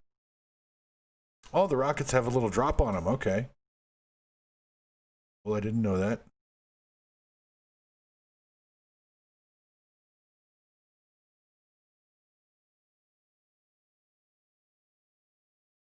Ooh.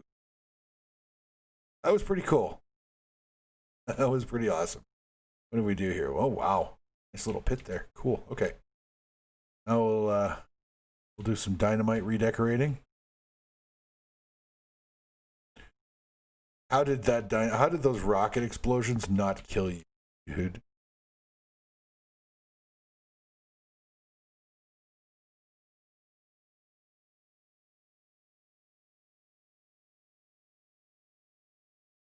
Okay.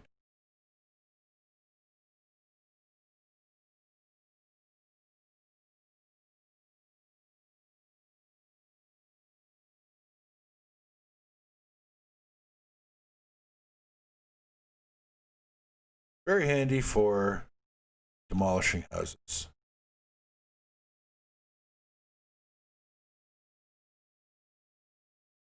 Ow. Damn it. Oh, well, that was a gooder. Excuse me.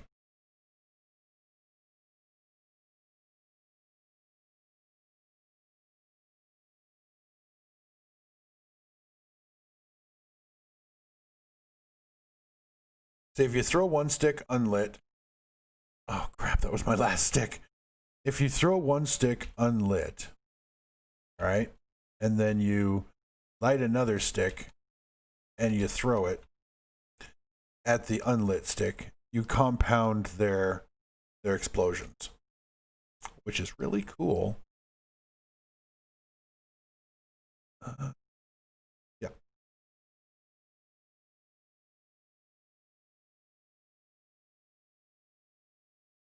It's really a really cool effect. I mean, it's realistic too. I mean, yeah, more sticks of dynamite you put together when you detonate them, the bigger the boom.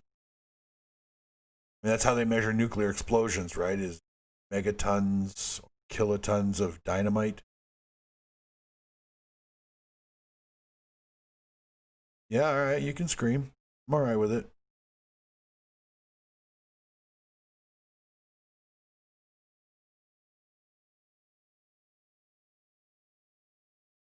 Surprise.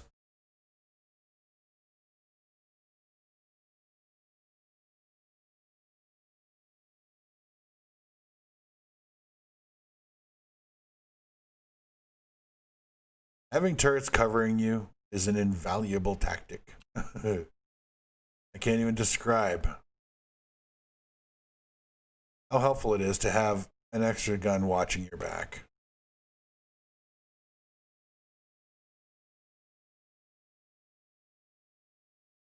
All right. So we were in the middle of demolishing a house.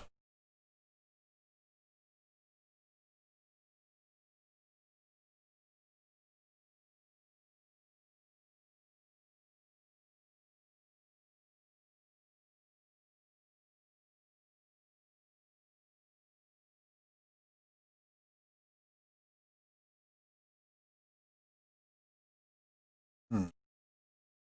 There's still quite a bit of that concrete foundation left. I think what I'm going to do is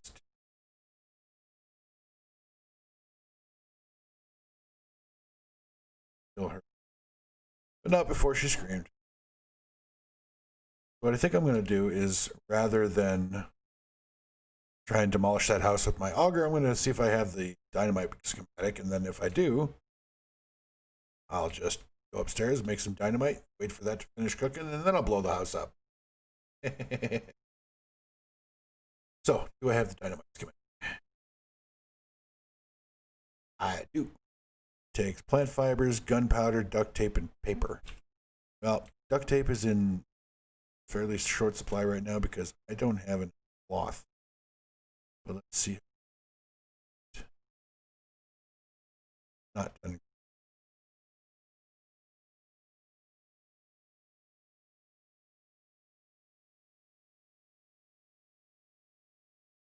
Pretty sure I can weave plant fibers into cloth, but I don't really feel like going around punching grass for the next hour and a half or 2 hours.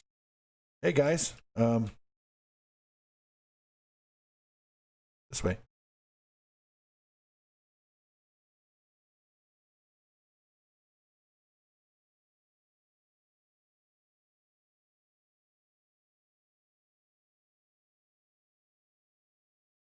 That was unfortunate, wasn't it?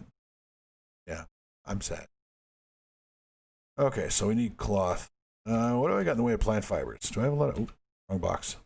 No, I don't. I can make some plant fiber or some cloth.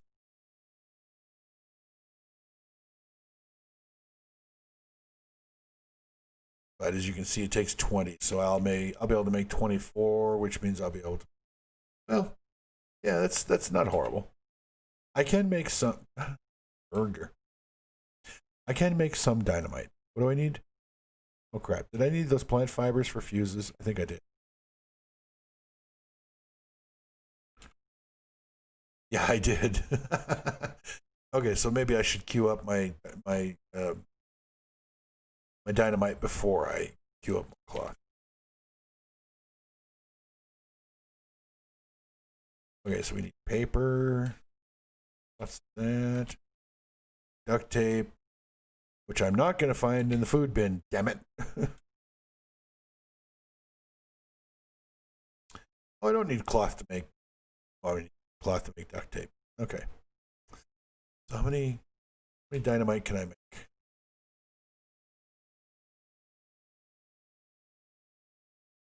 17 sticks. That might be enough to finish off that house. It should be enough to get the foundation as long as I throw them. Contact grenade toys. And I may as well grab. Oh, I did have an awesome sauce. Oh, oops. I'm going to put that in the Jeep. I'm thinking. Okay, now I'll queue up some cloth.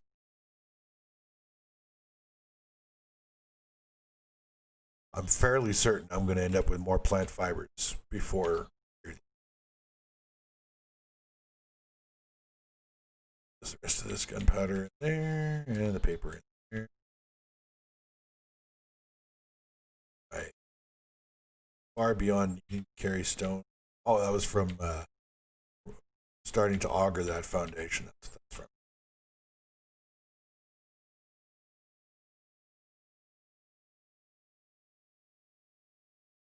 Oh, how frustrating. Now it's cold in my apartment. We're back.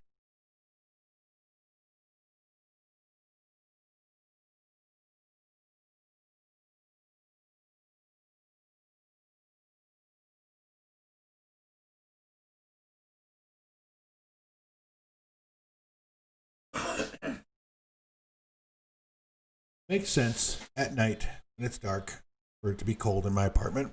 I always have a window open because I am a smoker, and I don't want my home stifling. I'm sure that a non-smoker would come in here and say your house smells like a dirty ashtray, but I don't invite non-smokers over to my home. So if you come into my home and you don't like the smell, there's the door. But I still like to have fresh air circulating through the house or through the apartment, both for my computer and just for me. So I leave a window open. So it makes sense at night for my apartment to be cold.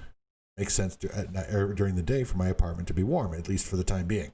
What doesn't make sense is for my apartment to be cold at night, warm in the morning, too warm in the morning, and then suddenly to be cold.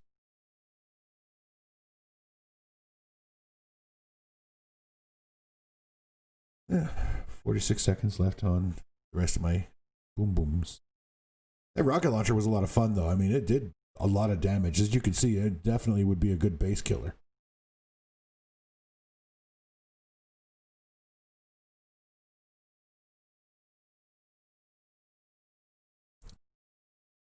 I suspect that, well, let's see. We have time. Let's see. Increased damage, 10%. Wow. that's significant for the HEs.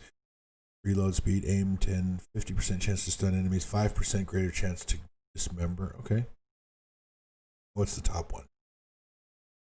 Increased damage, 50%. That's a lot. Reload and stuns last longer. Craft time charges, contact grenades, and air filter landmines. Well, I've already got the recipe for contact grenades at the very least. So.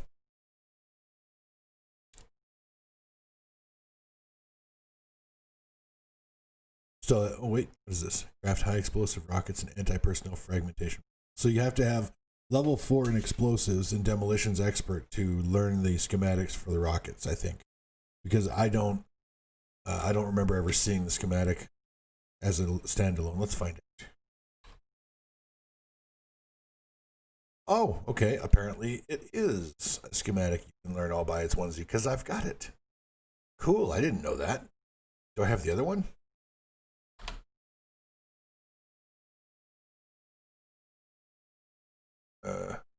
There's a lot of stuff with the letters HE in it. There we go. Yeah, I've got that one too. And I've got the rocket launcher schematic. My rocket launcher would only be a level 1 because I don't have any points in demolitions, but I can make rockets. Damn, I should have used those instead of dynamite.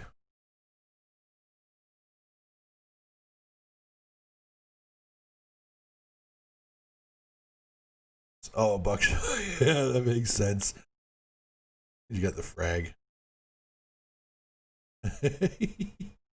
Maybe I'll make that next time.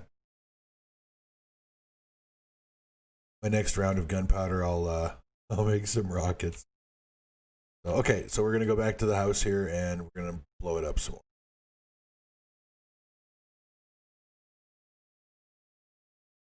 Yeah, I know it's just around the corner. I'm lazy.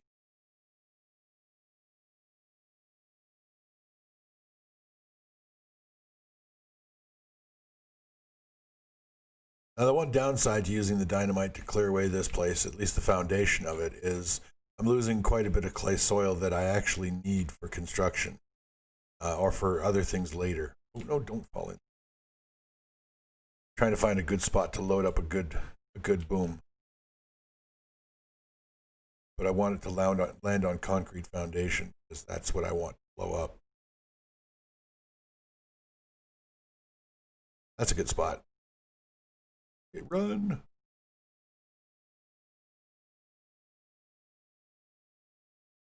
Okay.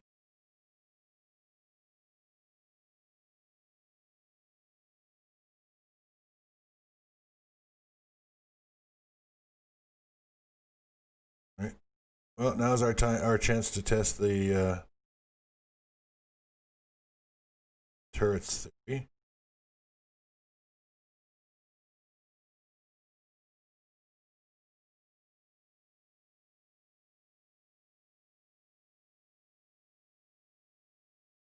I don't know. Does that seem faster? Just gonna stand between these two turrets. It's bait.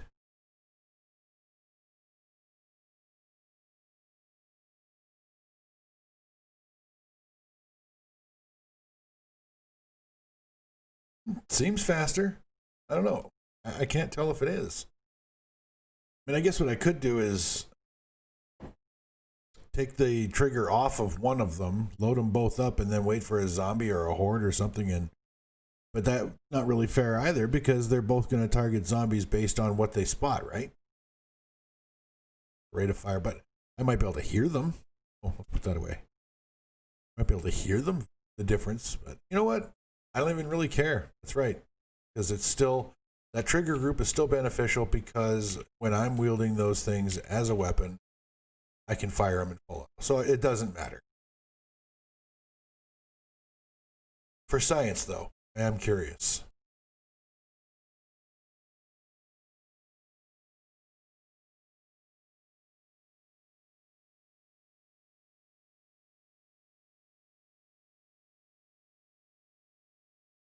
I think this thing has a basement. Oh, there.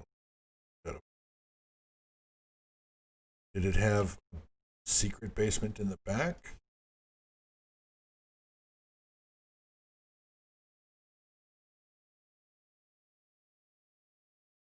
Maybe.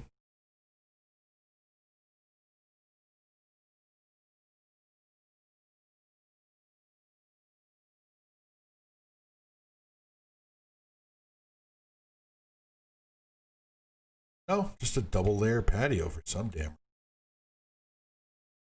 Right. Weird. Oh, it destroys just we can't. Oh, we probably should.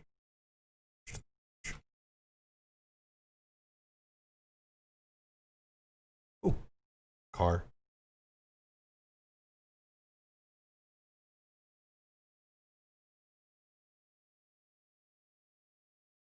Fortuitous when you're always carrying your tools.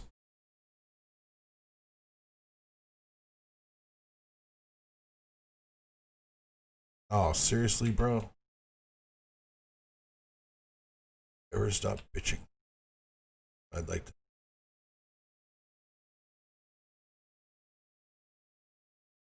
Might as well say we checked everything. And yes, cement.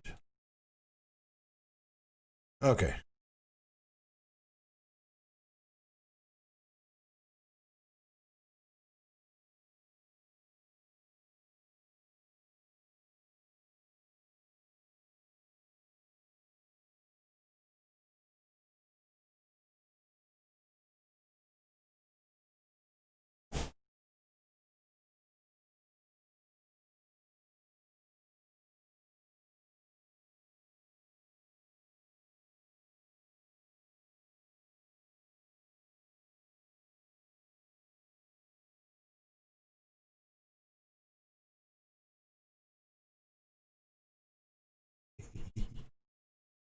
This is a lot of fun.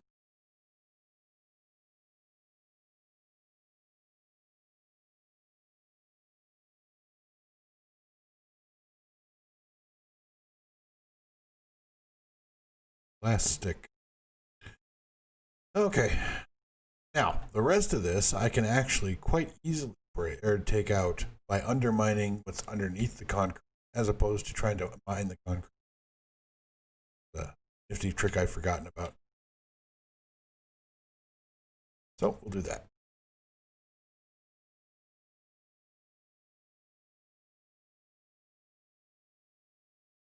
Oh, yes.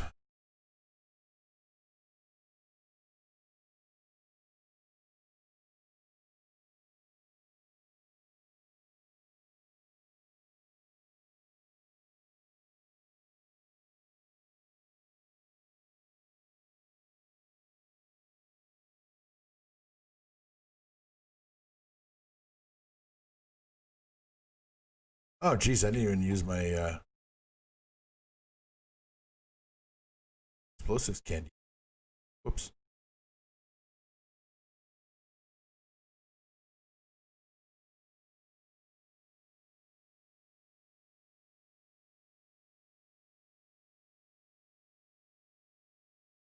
Alrighty.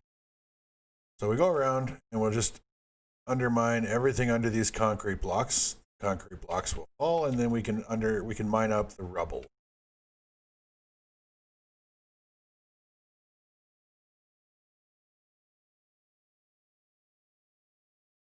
See, that's way faster than trying to dig out those or to trying to cut those concrete blocks, right?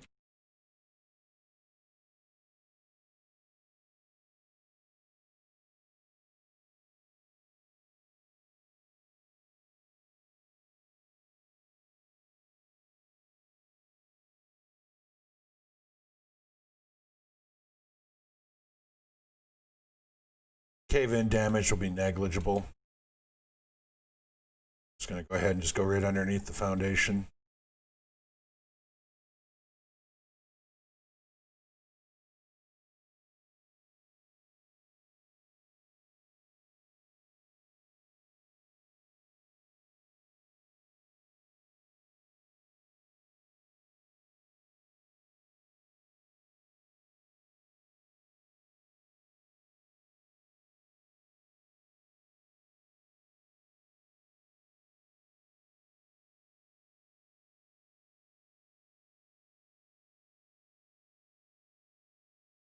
You can actually drop an entire house like that, but the dynamite was more fun, I have to say.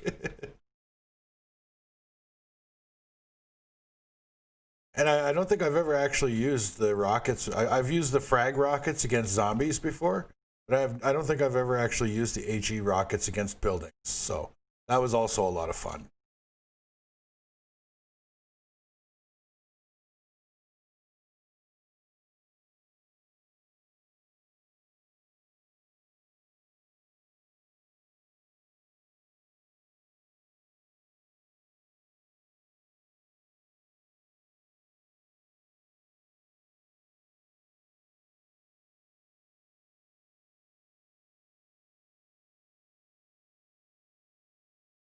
It's interesting that the house was built on gravel.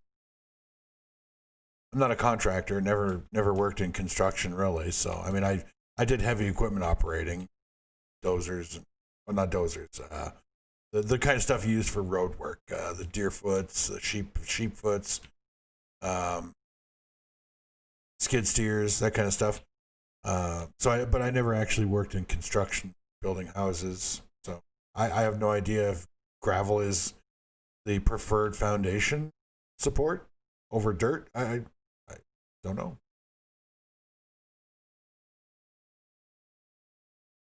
Oh, that was my turrets.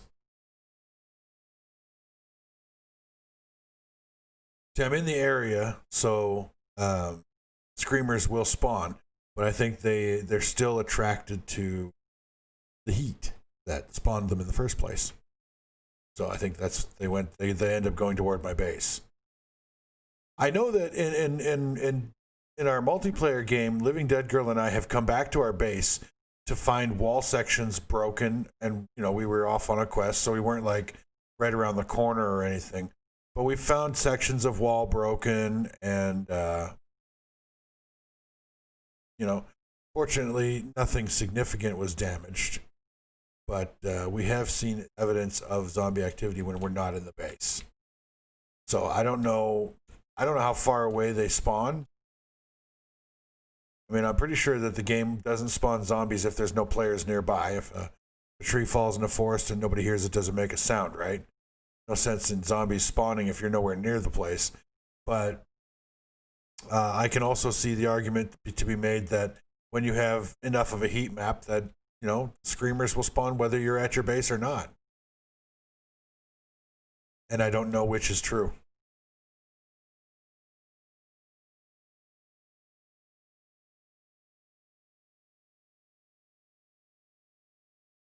They had camera systems in the game. You could set up a remote camera to watch your base, but then if you're watching through the camera, aren't you technically speaking present?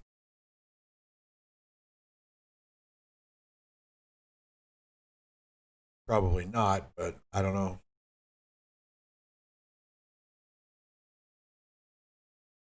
That's a little high tech for. Well, I can't really say that's a little high tech for a zombie apocalypse. I mean,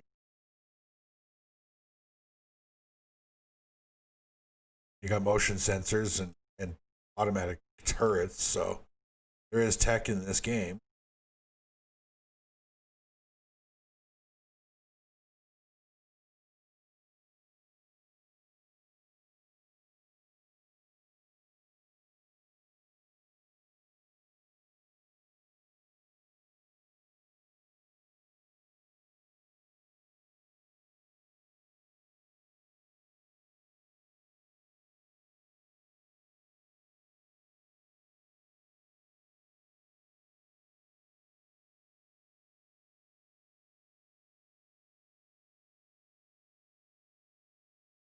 dig this foundation out, and then well, I'll clean it up and I'll see how big of a plot I'm looking at here. I don't know whether or not I'll need to even clear the. I mean, I'll clear the rubble from the garage, but I don't know whether or not I'll need to undermine the foundation there.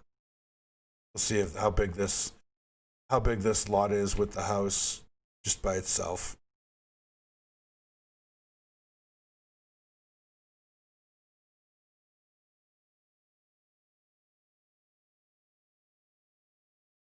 Wow, I want the name of this guy's contractor because look at all this that I've undermined. It's still standing over here. That's supporting it.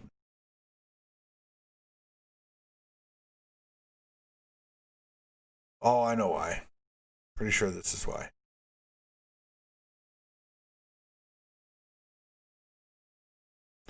Well, you know what? I'll finish undermining it first. I might as well. I can do all the sides at once.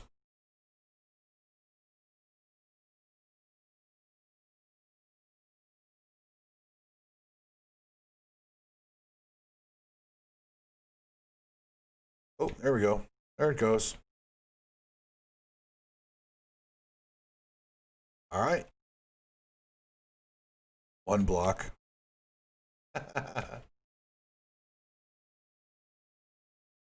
There we go. Oh, still got these. But I got these already.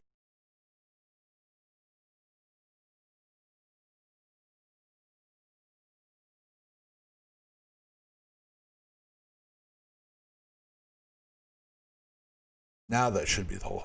Oh, jeez. Two more over there. Sneaky, sneaky little buggers.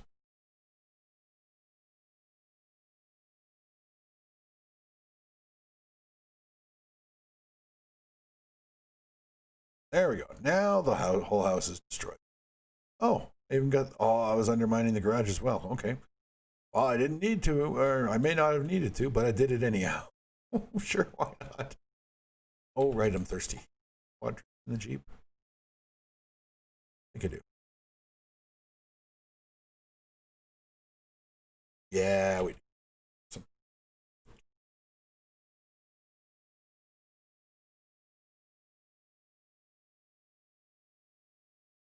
Look at that.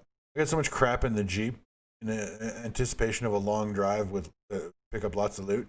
I don't have any room to pick up lots of loot. Probably about the same amount of space I'd have on my motorcycle. I'm gonna have to pare this down to just some essentials. Oh, this shot. Are these turrets on?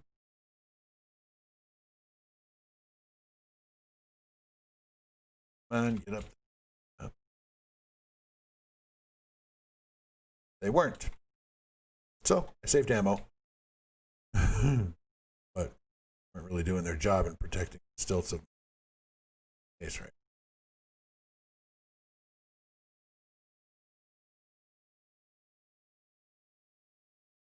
Why is that like that? That ain't right. I gotta fix that. I gotta fix that before I do anything else, because that could end up causing the base to collapse if they hit the right. They hit that one leg because the bar doesn't have any strength to it.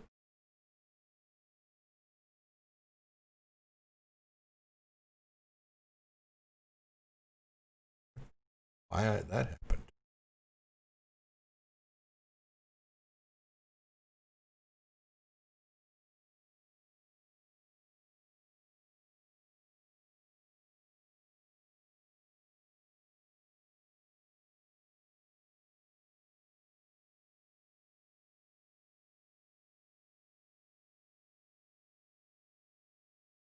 How did I do that? And why? Oh,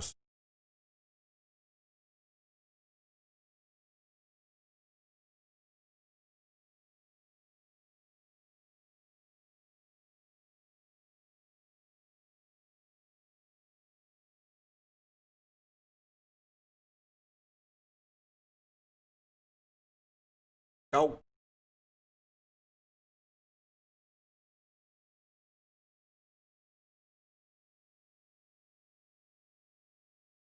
There we go. Whew, okay. Wow. Really weird.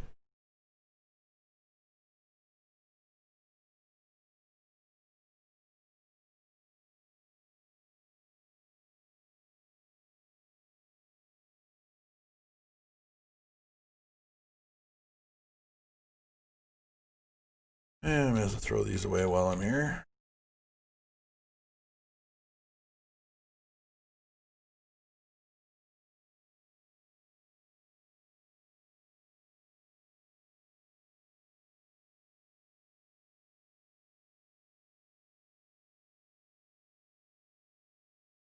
Okay.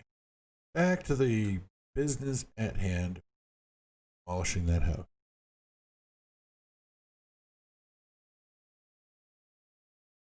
Oh, pause for the cause.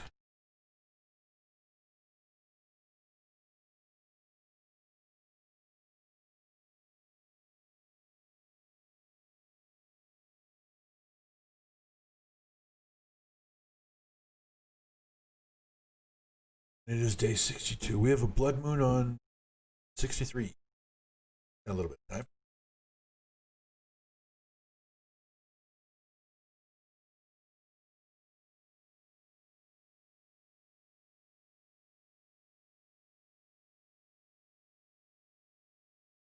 Alrighty. I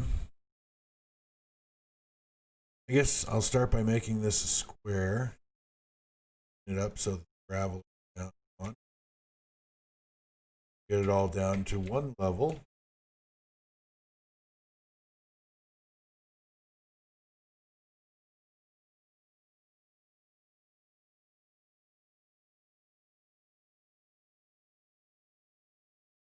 Pretty sure all the rubble around the hole is lumber.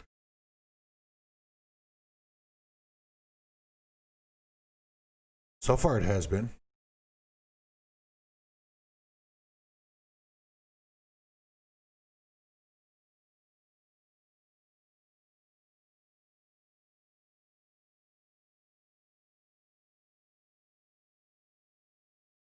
And I don't want any trees nearby. Not that I have anything against the greenery, but I don't want things for zombies to hide behind and come popping out at me.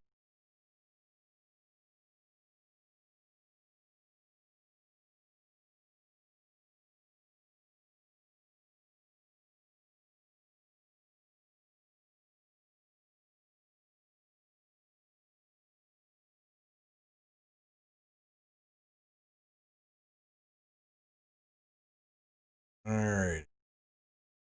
Let's see what we got here for lumber wreckage.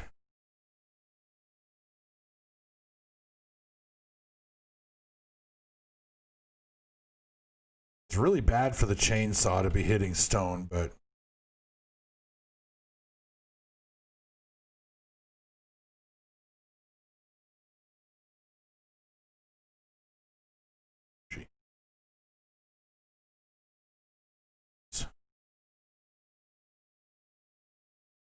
a scream for you. 1 year.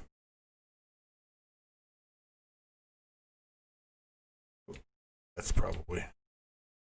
No, that's stone. Okay. All right. Now we'll dig up this wreckage here. Apparently out to about here.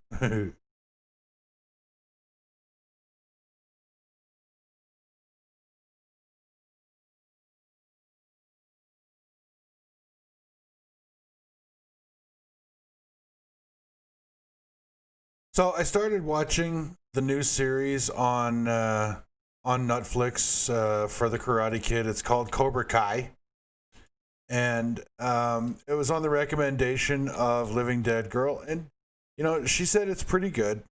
I'm not going to spoil it in case you are planning to watch it, but I will say that I was surprised by the writing and the way that they chose to go with the plot, and I'm only about 5 episodes in, so I haven't really seen all that much. But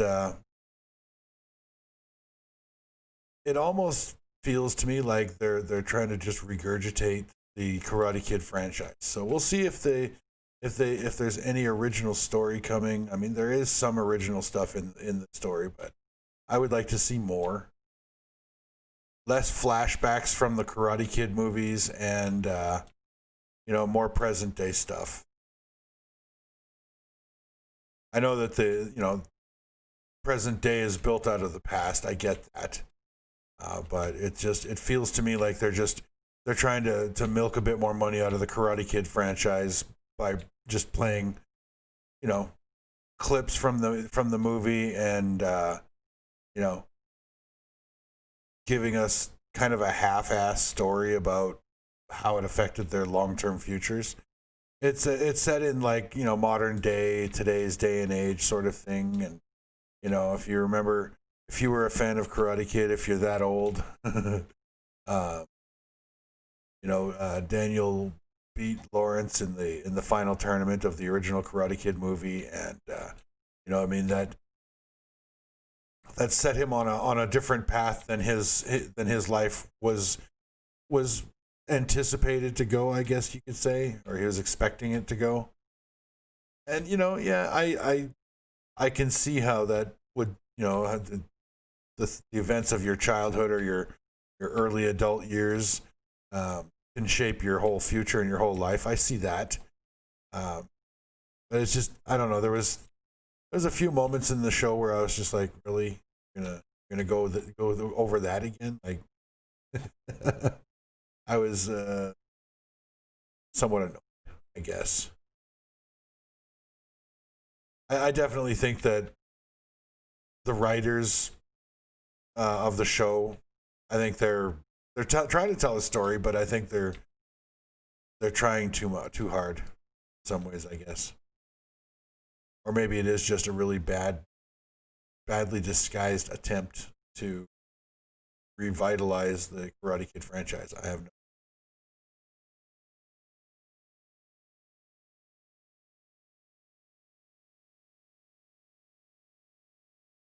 That's just my opinion, anyway. If you want to see it, it is, you know, it is kind of nice. It's one of the things that I've always wondered about, you know, movies that I really enjoyed.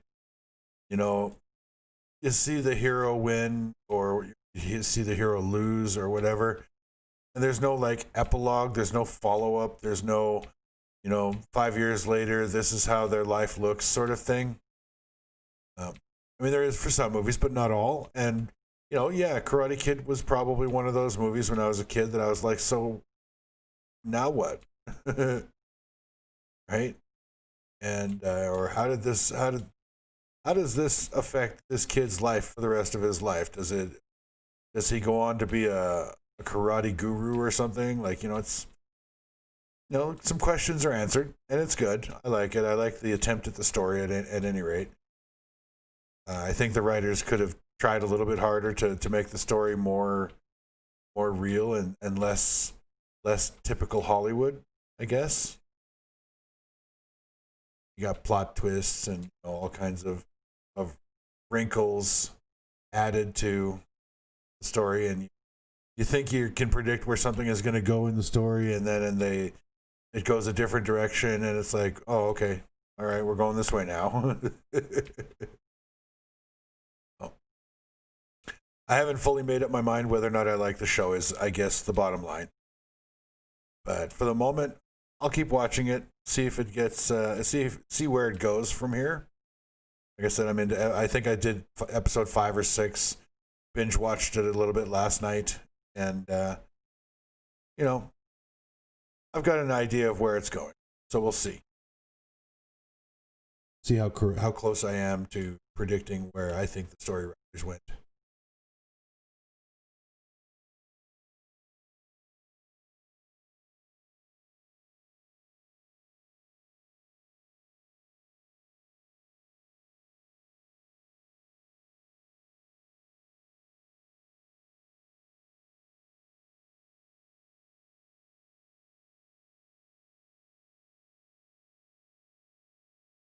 I don't actually have a design in mind right now. I have an idea of what I want to accomplish with this pit, but I don't actually have a design in mind yet. I haven't decided what I'm going to build into this yet. My season 1 dance hall was a square pit with me in the quote DJ booth in the middle of the square, down at the bottom on the ground floor or the basement floor. Sort of. There was sub basements underneath me, but it was inaccessible to the zombies unless a demolisher or 3 or 5 came in and blew up and really messed up my plans, which they didn't. Just the way the design was, again, it was Alpha 18, so zombie pathing has significantly changed. But it worked. I mean, if you want to see the base in action, see how it was laid out, you can go onto my channel and look at my recorded series. It was Zombie Dance Party Season 1 Finale is the name of the video. I could put a link in the description of this live stream, but I probably won't remember to put it in. So, go back, look that one up while you're thinking about it. If you're curious, I mean, it's going to be a while before I can get it built if I build it here anyway. But if you're curious, you can look it up and open it in a new tab, and then just pause the video and wait until I'm done the stream. Watch the short video. It's about 25-30 minutes long on the it's just the final blood moon that I ran in that season with that base, and it did very well. I'll tell you that right now. There was no disappointment. There was no death on my part. Lots of bodies, a huge body count, and I even have music in there because it's a recorded video, so I put copyrighted music in there because I love music. And I don't care if I get monetized, so it's definitely one for enjoyment. I've gone back and watched it a couple of times. I just really enjoy that particular video. It was probably one of my best blood moons. I can only think of one blood moon video that I put together that actually went better than that, and that was the blood moon video that I have. I can't remember. I think it's day 112. I'd have to go and look. But there was one blood moon video that I did. It was from my first Alpha 19 playthrough, and I decided I started out using the M60, but in the middle of the blood moon, for whatever reason, and I don't remember what the reasoning or the thinking was, but for whatever reason, I decided to switch to the sniper rifle. And in the middle of the blood moon, I'm spending points to increase my sniper rifle or penetrator skill, I can't remember which, and I end up with a body count of like 908 zombies, and I did not have to restart the blood moon. It was all the way through until 4 a.m. I think, and just the bodies kept coming because I was punching through three zombies and killing the fourth zombie with multiple shots, and it was just, it was very, very successful. I was very happy with that blood moon, and that's what got me actually loving sniper rifles so much. I never really went in for marksman rifles or hunting rifles much in Alpha 18. I used the hunting rifle early game because that's the first rifle that you find. Usually it was a level 1 crappy hunting rifle, but it beat bows and arrows for getting deer and stuff, and pigs, because try and kill a pig with a bow at level 4 or 5 or whatever you end up with at when you're starting to look for food, right? I mean, good luck. So the hunting rifle was a good starter weapon, but as soon as I found the marksman's rifle, I would get out of the hunting rifle. And I never perked into it at all. I'd never done the sniper rifle build before. But a few perks into penetrator, a couple of perks into, you don't have to go all the way up the tree. I mean, you want to get serious sniper, do a tower that is specifically geared for sniping. And you want to go up the sniper tree, you can definitely make, full use of that. And it is a fun precision weapon, no question. You don't have to perk high into it in order to see benefit from it. So it is, that blood moon, specifically that blood moon, was where I changed my mind about sniper rifles, and I decided to make sure that I got one as soon as I could in future games, and have that gun available for blood moons. Because with armor piercing ammunition, couple of levels or a couple of perks into the penetrator, it's as effective or more effective than firing a machine gun down that ramp. I mean, you use way fewer bullets and you get the same number, if not more, kills. I thought when I did the sniper rifle on that one Blood Moon, I honestly thought my body count was going to be about half of what I usually got, what I was expecting or hoping for. And when I went back and I did the math, I entered my data into my spreadsheet at the end of the Blood Moon. I was like, 908 kills. Wow. I was to that point, it was my highest kill count in a single Blood Moon. And I don't think I've actually topped that since. So, I mean, the sniper rifle is awesome. And it's a lot of fun, too. Because you get to see their heads pop up close. I mean, when you're using the machine gun, you still pop heads, but you don't get the bird's eye view of it unless you put a scope on it. And I don't even think you can put a scope on an M60. I'd have to try and find out, but I don't think you can. You put like a reflex sight on it, but I don't think you can put a scope on it. Wouldn't make any sense to be able to put a scope on a machine gun. But yeah, it's I think it's the equivalent to machine gun as far as potential body. Oh, what the hell was that? It was weird. It was all dark and gloomy from presumably the cloud cover, and and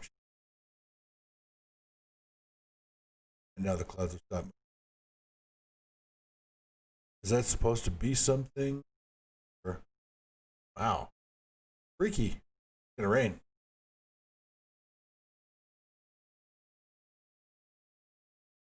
A lot of this is lumber.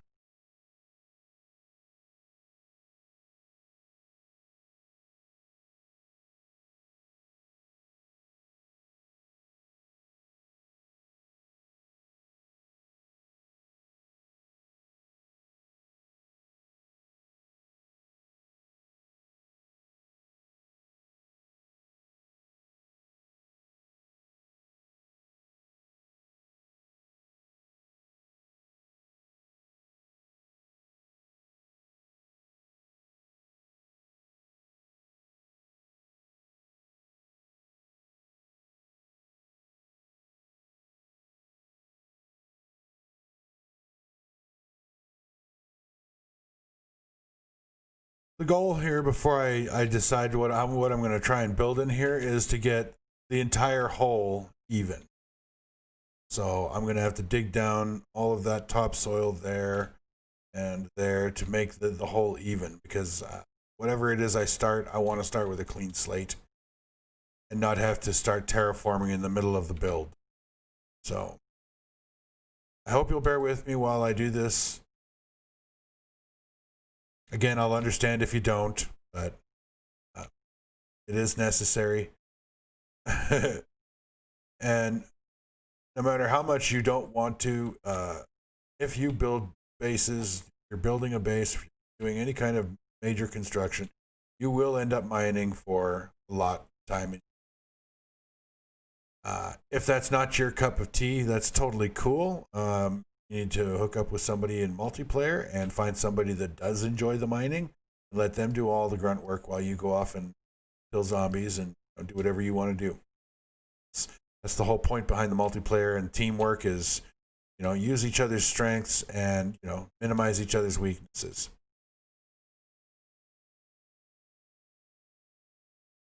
That reminds me, I have no idea what that new lady's play style is going to be like. She said that she wanted, I asked her if she knew what weapons she wanted to go with for Blood Moons, and she kind of scared me a little bit because she said she was thinking of spears and crossbows, and I was like, well, those are good weapons for your day-to-day stuff. They're not really Blood Moon appropriate weaponry. I mean, you can, yes, use flaming crossbow bolts, exploding crossbow bolts, and it's not like you're useless, but your rate of fire is much, much lower with a crossbow than with any gun. So I'm not sure if that's what she's planning to do, but whatever she is planning to do will be fun. It'll be interesting. and we'll do our best to accommodate the base build so that if she wants to spend her the blood moons with us, that she'll have a place to do so. I mean, I'm not going to make her join us. I'm not going to make her team up, but if she does want to team up, I have no idea what to suggest for her in the way of skills. I mean, mining, obviously, because we do need, the more people you have in a base, the more reinforcements that you're going to need, and the more structure you're going to need. We have plenty of storage to accommodate a third looter when we go on missions. So that's not an issue, but one of the issues that we'll probably we will run into is we're going to have another 32 or 36 or whatever it is zombies spawning in. I think I may have upped it to 64, the serving setting. I'll have to go back and double check. But anyway, we're going to have an additional player's worth of zombies beating on the base. And hopefully we have, an additional player's worth of firepower to help deal with those zombies.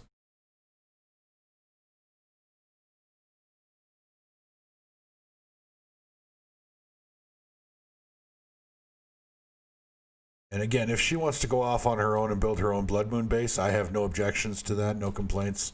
There's no expectation that she join our faction or our crew. She just seemed really nice. I talked with her in Discord, and she seemed really nice, and she just wants to play multiplayer. So we are going to welcome her to our server and welcome her to our stream. See what happens. It's going to be a lot of fun.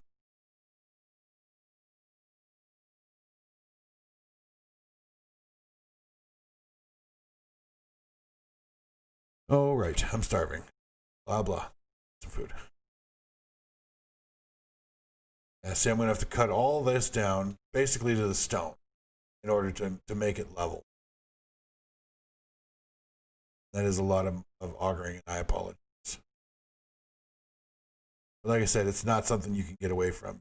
You're going to be mining, you're going to be digging, whether you want to or not, unless you don't want to build. It's the only way to avoid this much digging. Just don't build anything. Build a base. You can. Oh crap! No, wait, give me that back. What the hell are you doing? Dropping that? I'm gonna eat that. You can start off like early game. You don't have to start mining and building. You can wait. Well, you can hold off on mining until you find an auger, if you really want to, and just use steel tools. Build up to steel tools, and you can just salvage, scavenge building materials. But that means that you're spending a lot of time hitting bales of concrete and bales of cobblestone, and there's nothing wrong with that. But it's those things, like, see those blue bales over there? That is cobblestone. You can salvage that. You can salvage those pallets of bricks for stone. You can salvage those piles of sand. So you can, without doing any mining, like actually going underground and digging, you can salvage building supplies, but they don't respawn.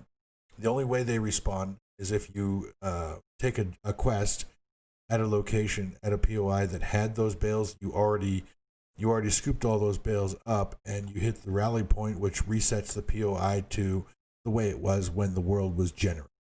That's the only way to respawn those bales. So it gets harder and harder to find those building materials if you're just trying to scavenge your building materials. So, and the time that you spent looking for those POIs and clearing them out so that you could take those bales, you probably could have better spent it mining, just underground mining. It's not terribly exciting, but it is a necessary part of building, in my opinion.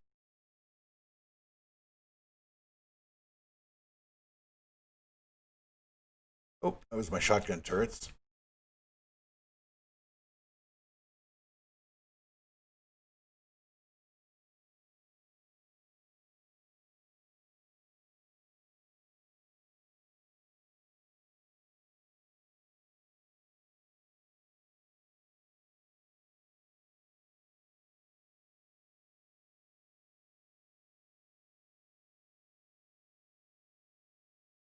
There is a benefit to, I could probably undermine and cause a lot of this stuff to collapse, but I'll end up having to auger some of the wreckage from those collapses anyway.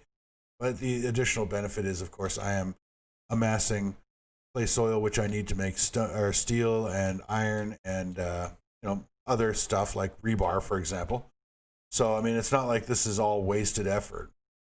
There is a benefit to doing it the long way, other than it's not terribly exciting.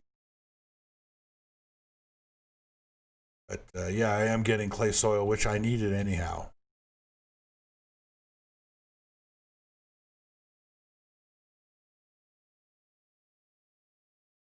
Now, I'm not sure how I'm going to handle the digging of the pit when I get to the stone.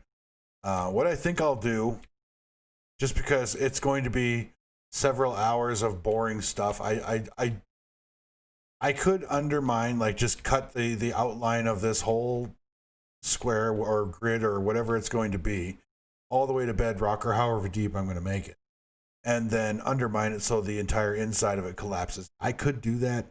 I have done that. I've seen other streamers do it, but I'm also a big fan of gathering those resources and having them. So rather than cause an undermined collapse, what I'll probably end up doing is I'll probably end up manually digging this hole out layer by layer, using the auger, of course, until I get to my desired depth. If I'm going to do that, I'll do it off camera. I am not going to stream that because it would be supremely boring, and I wouldn't want to do that to anybody, let alone people I'm trying to entice to watch my stream. Oh, hey, look, it's Hive Tyrant, and it's another 7 hours of mining. Well, we can go and watch some Vanilla Ice videos, or I don't know, whatever guys and gals watch when they're not watching my videos. Whatever people watch on YouTube, I guess. Or, go and watch Cobra Kai on Netflix. Anything except watching my stream, which kind of, I don't want that. As where I guess I should have just gone with that. I should have led with that. I don't want to bore you, so I'm not going to. I dig a deep pit like that, I will do it off camera. Pretty sure that you guys can trust me to be honest and not cheat, not use admin codes by now. I mean, I've never used the admin codes. I still had the exact same equipment I had. I did all that mining off camera, but I used my auger. I still don't have that damn mining book, and I could have given myself the mining book and said, hey, look what I found while I was off camera. I could have, but I didn't do that. So pretty sure you guys can trust me to be on the level now with my gameplay if I'm off camera for a lot of boring mining stuff.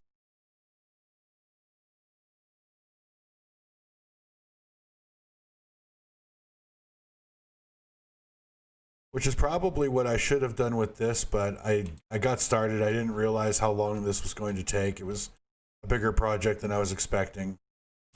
Just to get the foundation taken down and, see what I'm looking at for a palette, if you will, to do my artistry of zombie death. I don't know. I don't know how to artistically or poetically say killing zombies.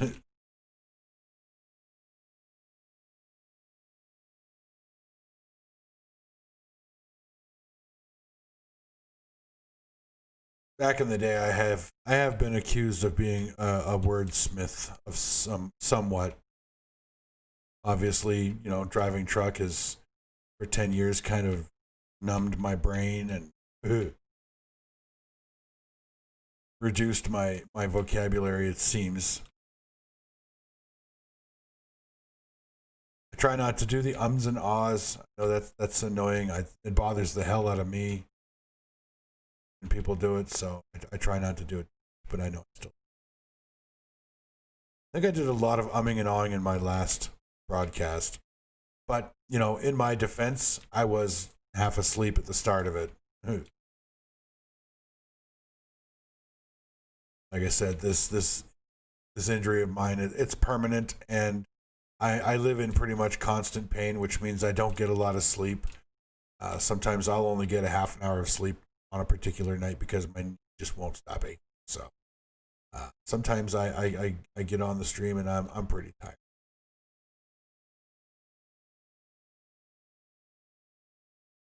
When that happens, my brain power is not what one would call optimal.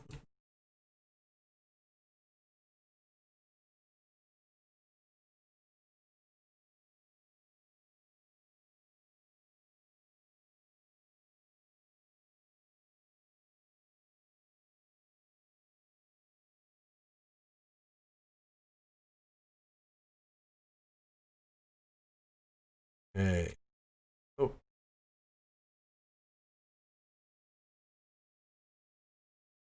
no. All right. Let's see. Does this stair provide me with a good vantage point? Somewhat. I'll have to lay out some blocks around it and do a block count. I think I'm going to need it wider.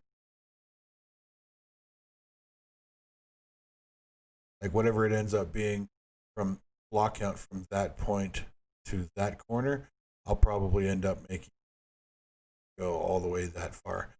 Only because, like I said, I like symmetry.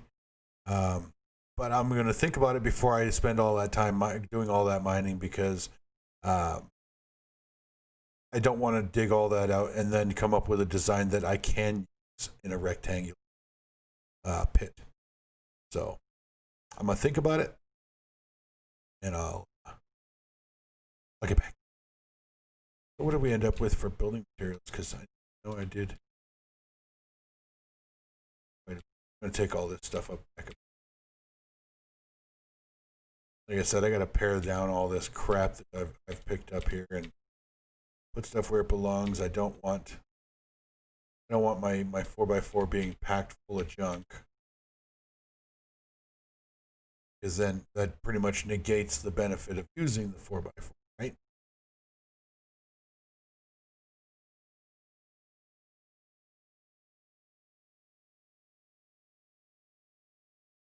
First of all, I have a couple of things to sell.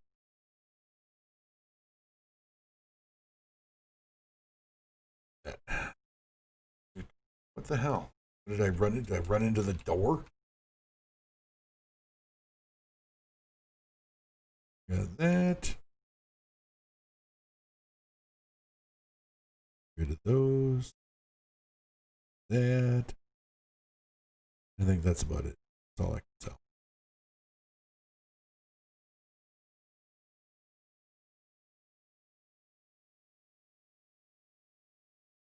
This will be sham, right? Oh. Yeah. I'm probably. Oh, I can't pick those up because I don't have any room, and I'll probably never use the damn things anyway. I've already got more than I can use. What was the other one? Oh. Okay. Back it up. Put some stuff away, and then I don't know what.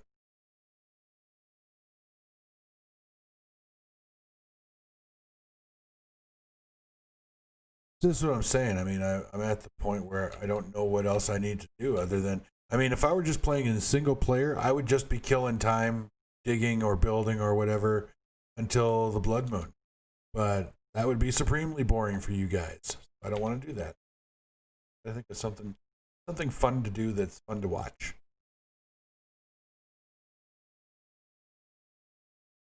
I don't need.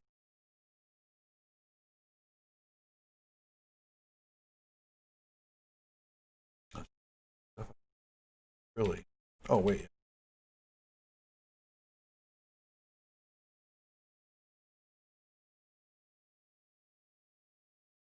I don't need cement.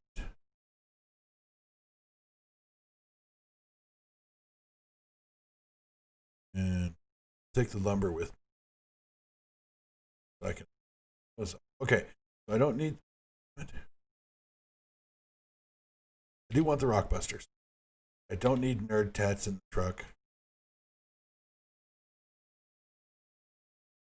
Got eye candy. I have a stack of those. The way I see it, if you're going to have something that's stackable in your inventory, I've seen guys do this, and I don't know why. It's probably because they don't even think about it. It's just habit.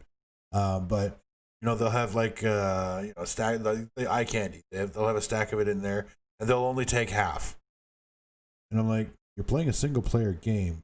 Nobody else needs them. If you're going to carry half of a stack in your inventory, you might as well carry the whole stack. It's still taking up a spot in your inventory. And I always chuckle when I see that because I don't know why, and I am guilty of doing it myself. So it's not like I'm like judging people for doing something dumb or something. I honestly, I have no idea why I do it. And I also therefore have no idea why other people do it. It makes no sense. But, there you have it, right?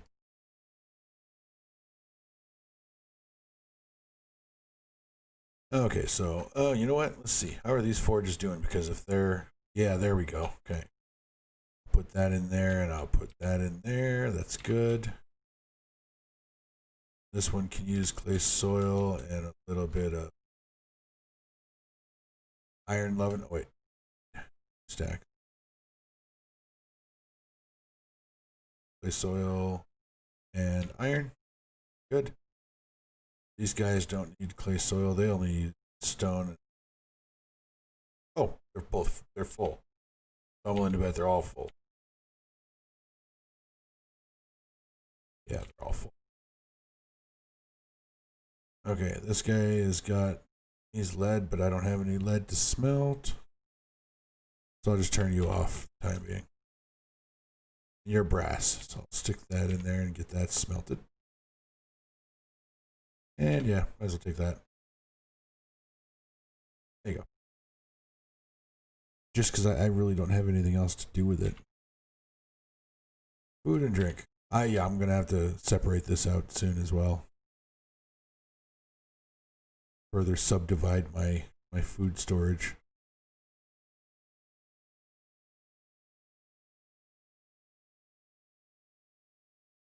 Thankfully, this is one storage box I've never had to have a second one of. My crafting mats. Probably because I'm always crafting stuff. Kind of makes sense. Throw that in there. Throw that in there. And I am going to test the rocket launcher on a blood moon, along with play with those grenades some more. Because I mean, first of all, explosives, they're just fun. I can't help that.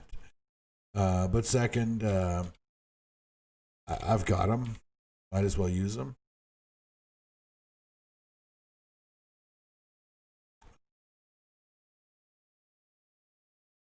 Excuse me.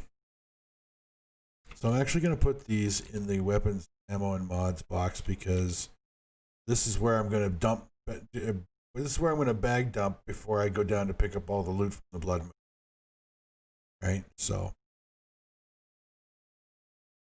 those shotguns are brutal. Oh, that. All right. Do I have more crap down in the truck?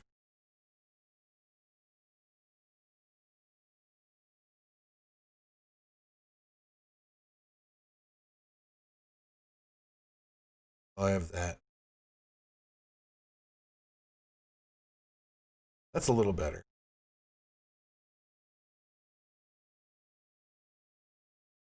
And I wouldn't mind cutting it down to just 2 rows, but I don't think I can do that without seriously depriving myself of some needed supplies.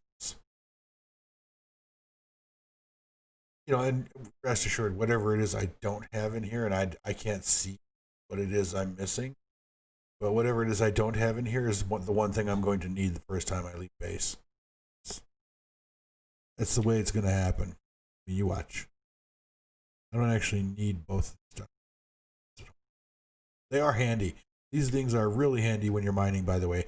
When I was off-camera mining all day, well, not all day, but the whole time I was playing 7 days yesterday, up until Living Dead Girl wanted to play.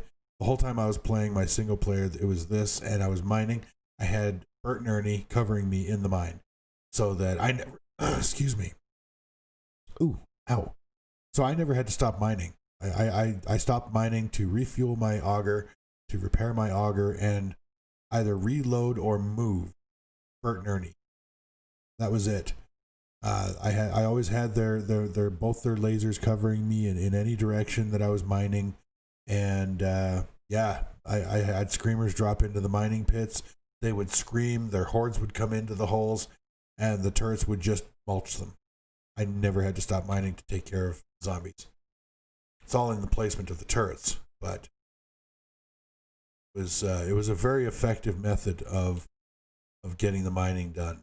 So if you're going to do any kind of serious mining up where you want your attention to be fully and completely on your mining, take a pair of turrets, spec into robotics. Trust me, worth it. So worth it.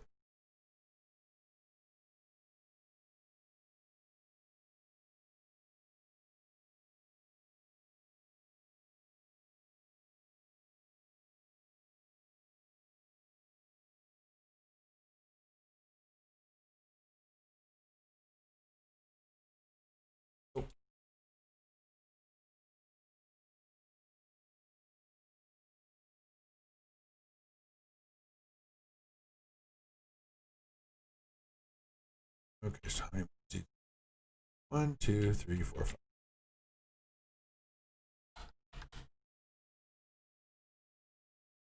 Great. So now I'm surplus on cotton, which is good.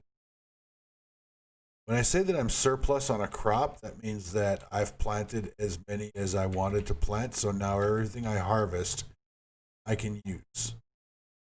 You know, I'm surplus on all the crops I have planted. So I don't actually need any of this super corn. I've got, like I said, I've got like 650 glue up top that I can't turn into duct tape because I don't have enough cloth. I've got plenty of food, so I don't need any of the food crops. Coffee, I might blackstrap, so I'll go ahead and harvest that.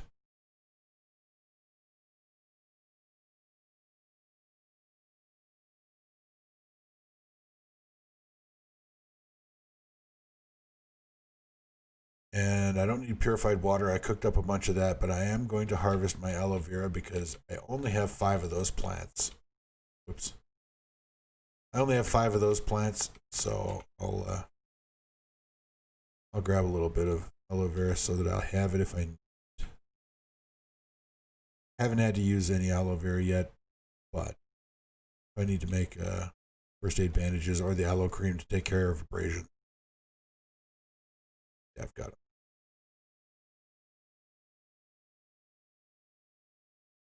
So I go,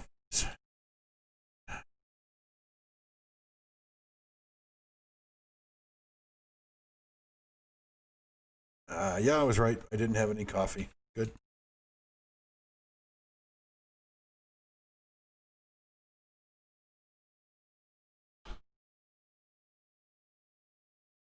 There we go. Another 57 cotton. That's good. Or cloth, sorry. I'm going to save these for fuses. You're looking at. Oh, right. I better clean out these forges. Remember, the cement forges were getting pretty full.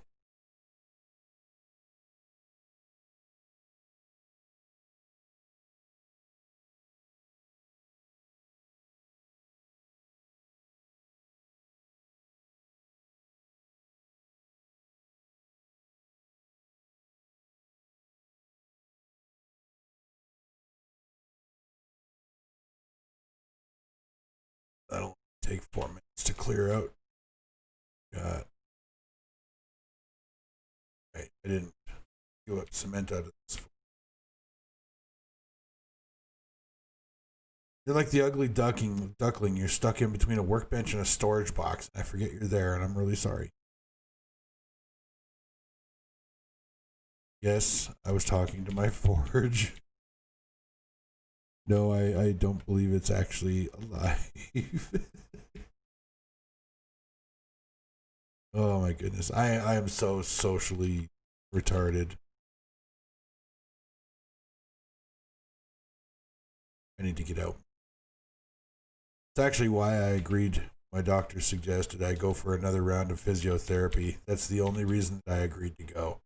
Just to get out of the house. I mean, yeah, I'm grateful for the strengthening exercises, and I have been. It's made my life more comfortable. But my motivation, my reason for going or agreeing to go in the first place was to get out of the house and be amongst three-dimensional people.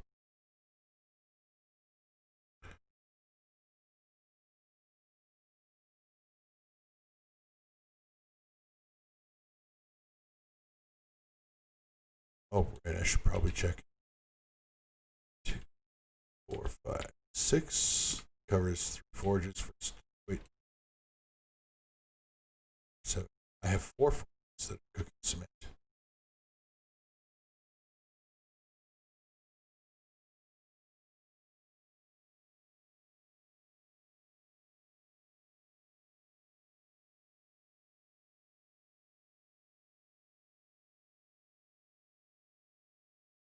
There we go.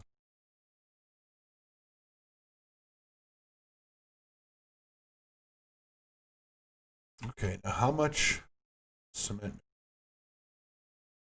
1, 2, 5, 10, 15. So I can do 5,000.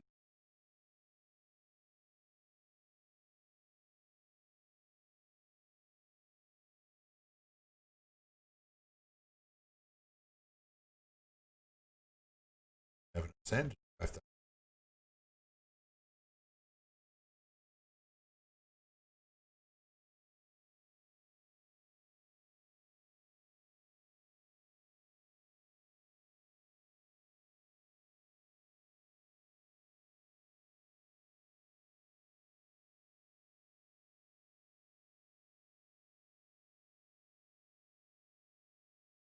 Okay, that's good.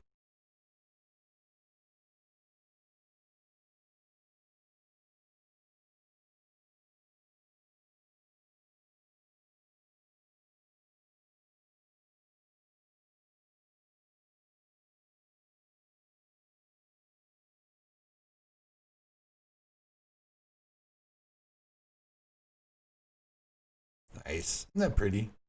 Oh, I do have lead to smell. As I did. Again, it's not like I actually need it, but might as well. I mean, I'm already generating enough heat to spawn 2 or 3 screamers like per hour, so I'm just gonna leave those there until I actually need either the output space or I need the water.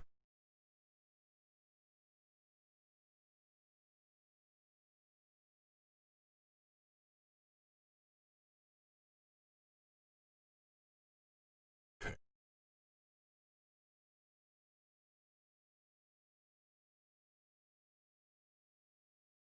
All right.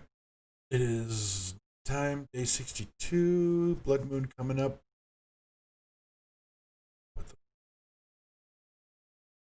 Look at that, isn't that pretty? All those late 6.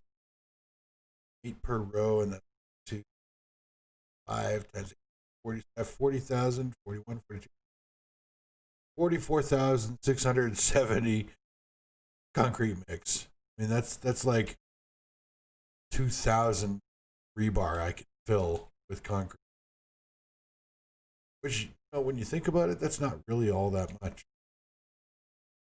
That pit over there, I mean, just the external walls, if I dug that down 20 blocks, let's say, just the external walls would probably eat all of that concrete I've got.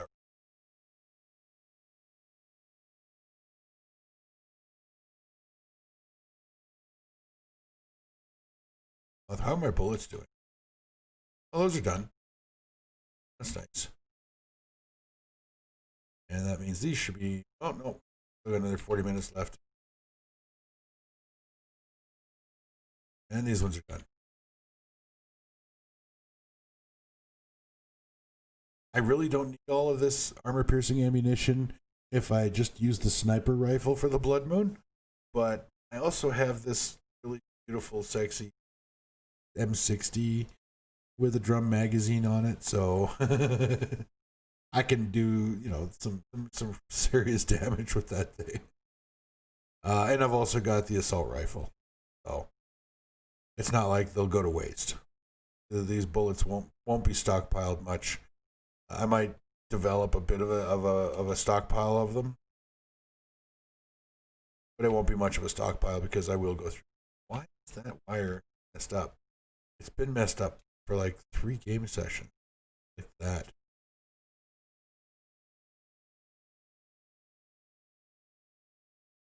But you know what? I'm gonna take just, you know, like a little bit of a break. Instead of ending the stream, what I'll do is I'm gonna keep the game running because I want to run down the clock to day 63 for the blood moon. But I don't actually have anything I need to do right now, so I'm gonna see if I can find a video for you guys to watch. I'm gonna take a little break. We're back. Hang on.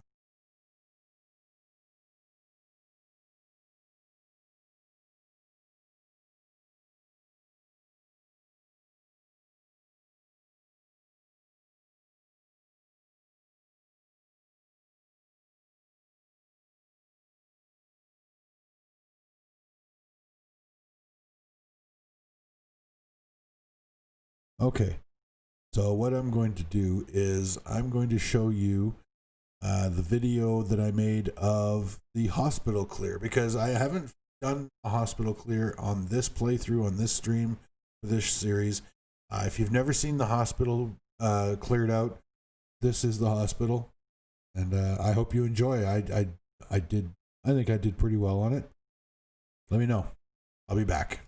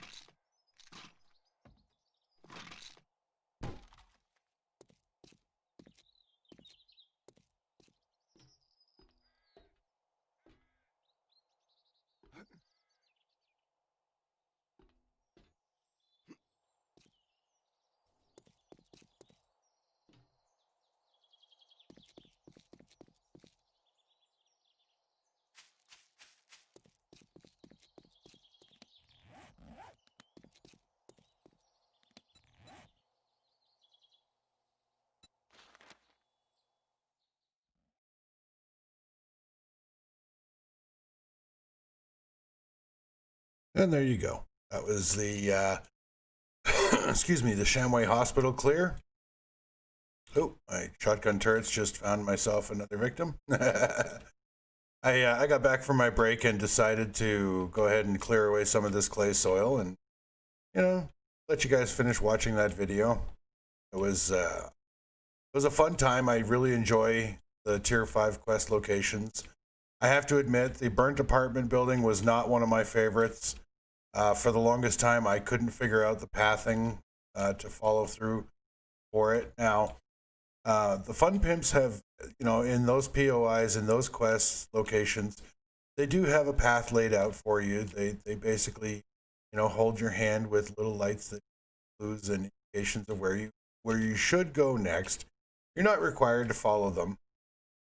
I find that following the path that was laid out for you is the fastest way to complete the quest, because you do pretty much, if you follow the line that they lay out for you, if you follow the path that they intend for you to do that location, then you will complete the mission. You will kill all the zombies in the location. And that, even if it's not the fastest way through a location, it is the one way to guarantee that you don't have to go doubling back and, where should I go next? What am I missing? What do you mean I'm not done? I did that with the burnt out apartment building a lot, and I am going to. There is a burnt apartment POI in this map. It's just not within range of my quest giver. So what I'll probably end up doing at some point, maybe in the next stream, is I will go to the vendor that is closest to that apartment building and see if I can get him to give me the quest for the apartment building, so that I can show you guys what I mean. It was the hardest, it was the hardest location for me to learn as far as where to go. Because normally, if you follow the path that the Fun Pimps laid out for you for the quest, you don't have to break down any doors. You don't have to, cut through any walls. It's all, none of the doors are locked. But for Alpha 19, they did add a couple of POIs that, yes, you do have to cut through locked doors to finish. And in Alpha 18, the burnt apartment building, the burnt brick apartment building, the Tier 5 quest location, there is one apartment, one suite, that you have to break down a locked door in order to get to the zombies there.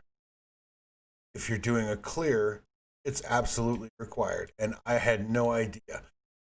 What I did the first few times before I learned about that one apartment building, or that one apartment suite, what I used to do was I would clear the entire, I'd follow the line through the entire location, and then my very first time through it, at any rate, I had an M60 with armor-piercing ammunition in it, and I literally went, when I couldn't find the location, I couldn't find the last room, and it was the yellow dot on the map, or on the compass, but I could not find these zombies for the life of me.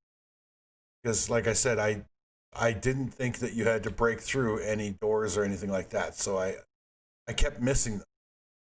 What I ended up doing was literally cutting the building in half. I would take the M60, I would go to the top floor, and I would stand in the middle and just do a slow circle, firing full auto. I mean, I burnt a lot of bullets doing it this way. And the reason that if I had, oh, hold on a second, I have a phone call. I'll be right back.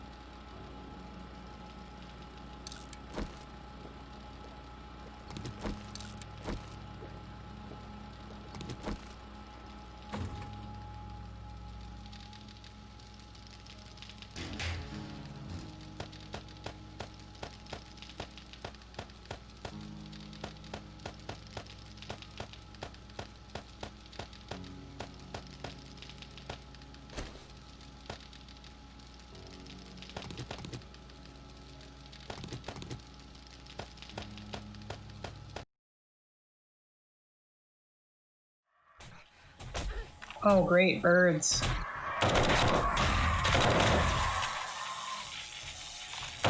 That's gonna suck.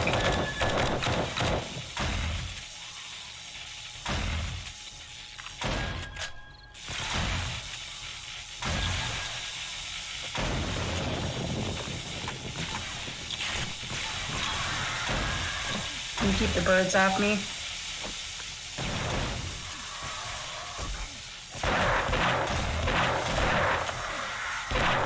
Jesus.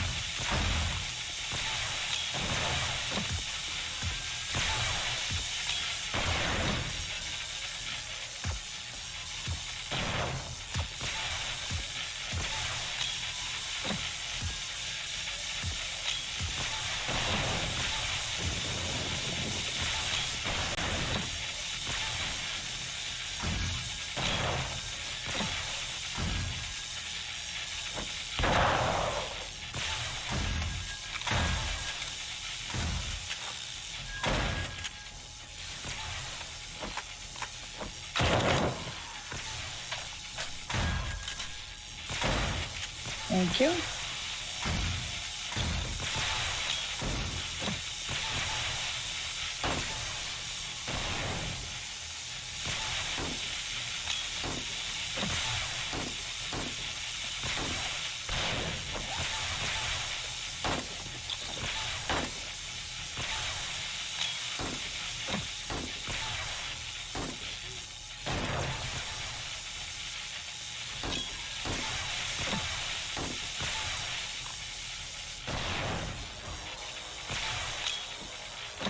Oh, I didn't notice that. Thank you.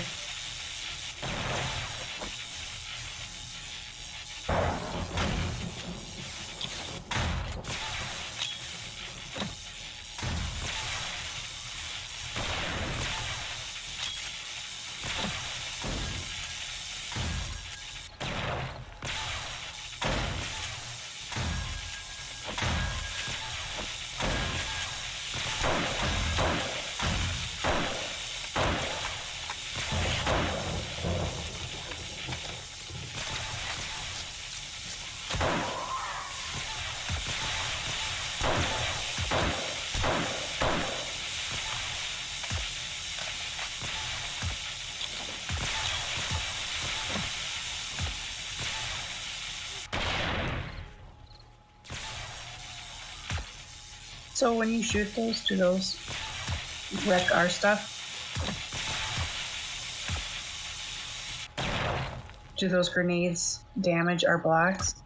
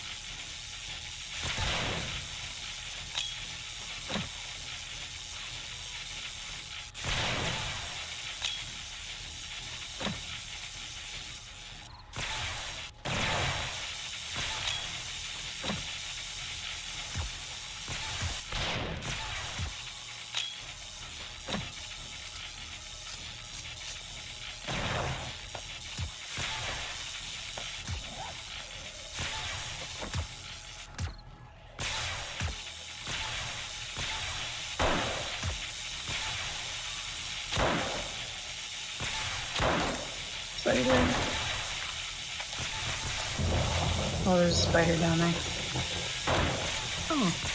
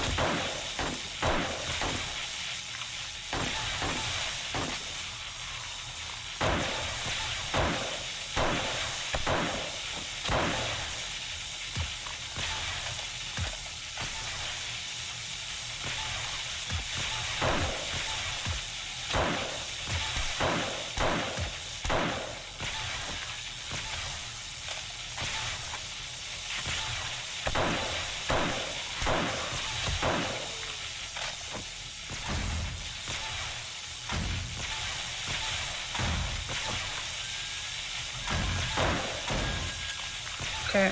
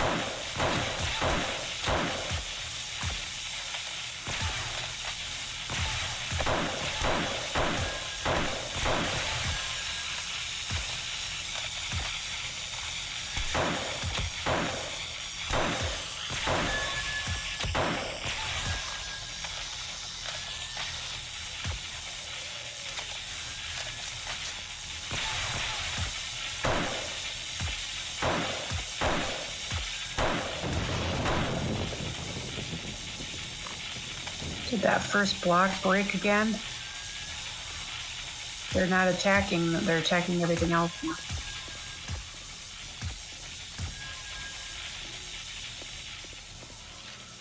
Oh, shoot.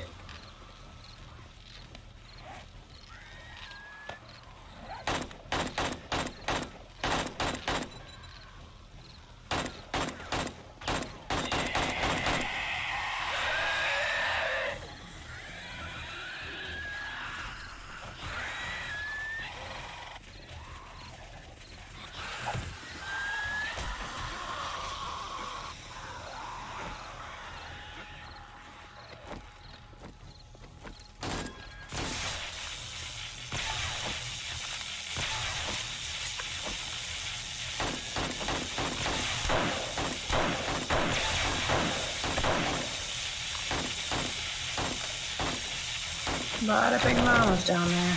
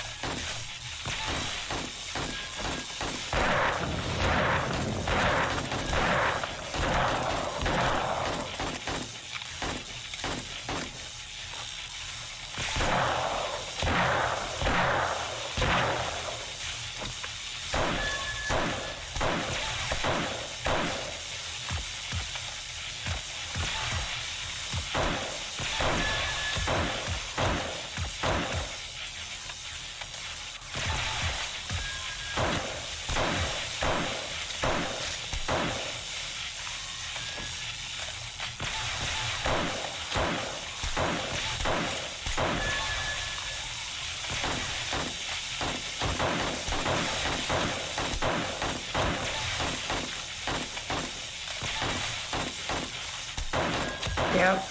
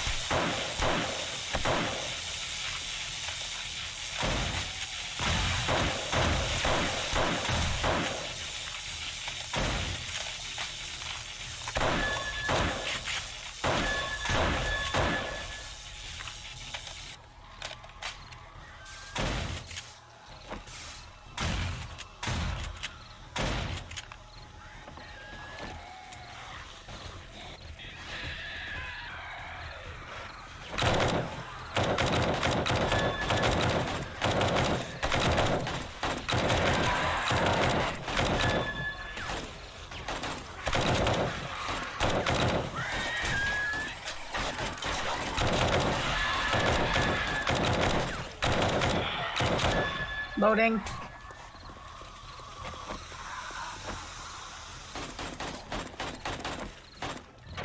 Sorry, I'm trying.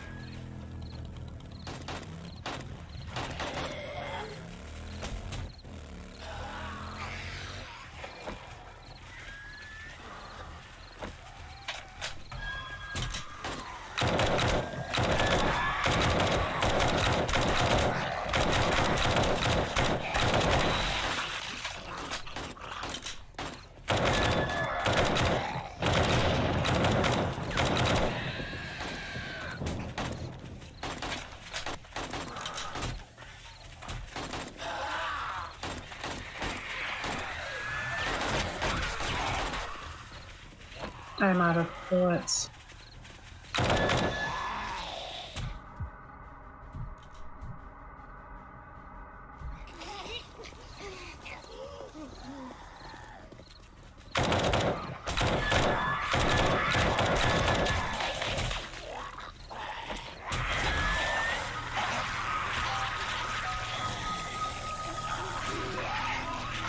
It's always that first block.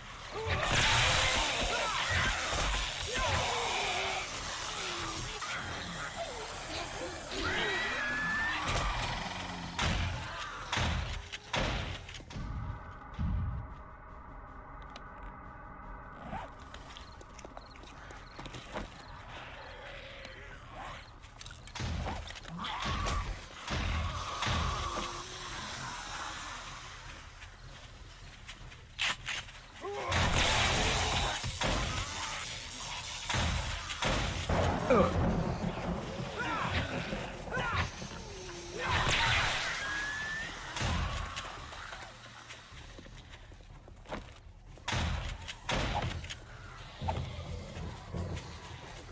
Son of a...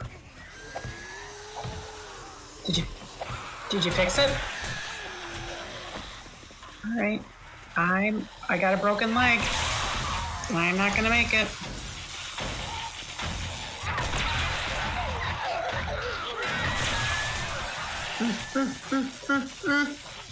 Come on, come on, come on. You can do it. You can do it. Come on, you can do it. Son of a biscuit. Yeah, they broke my leg. Yeah, but...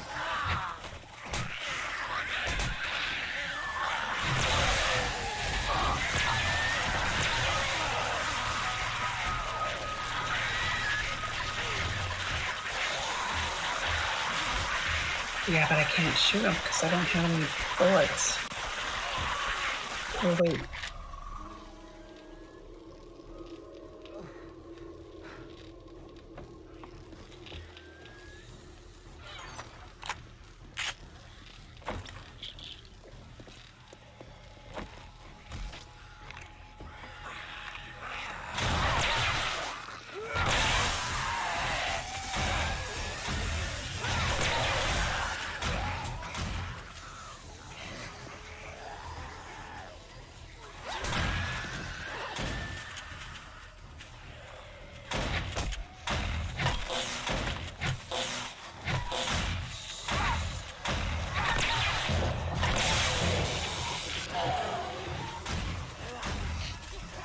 No, I got some ammo though that I'm killing them.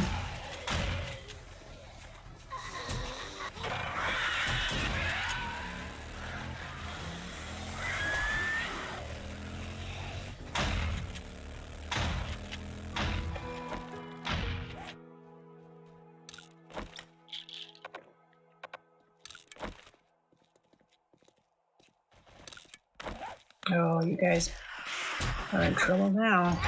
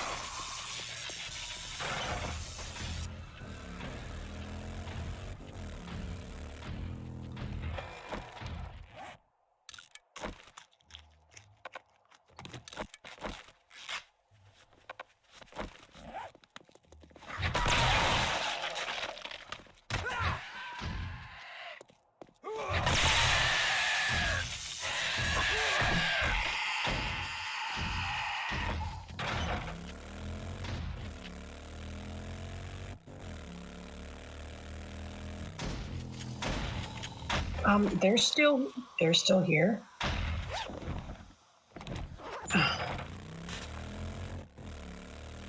There's still some ferals.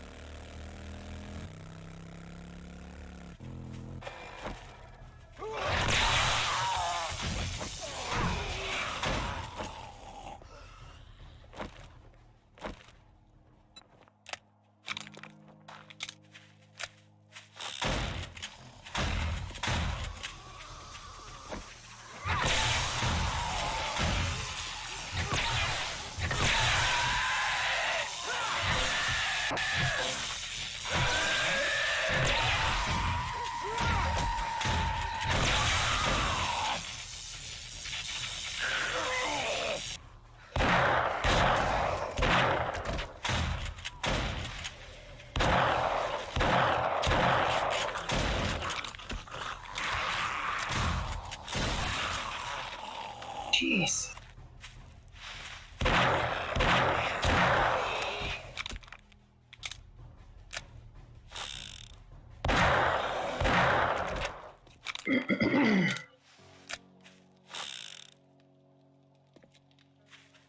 I died once.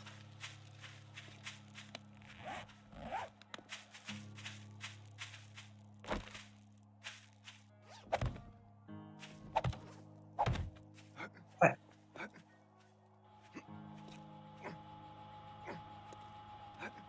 Are you looting these? Oh.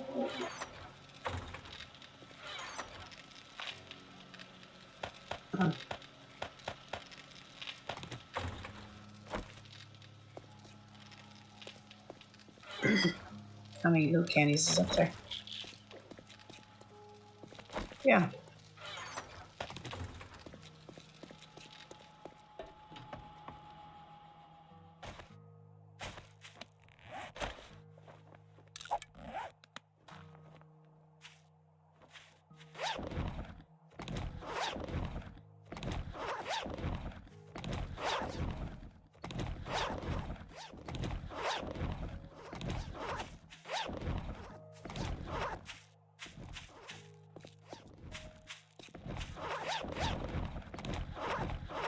Were you able to, were you videoing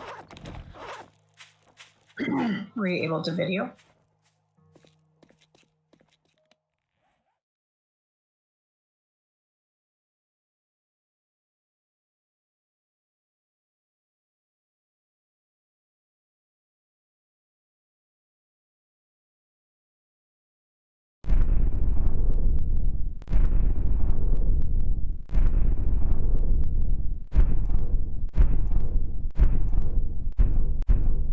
Hive Tyrant.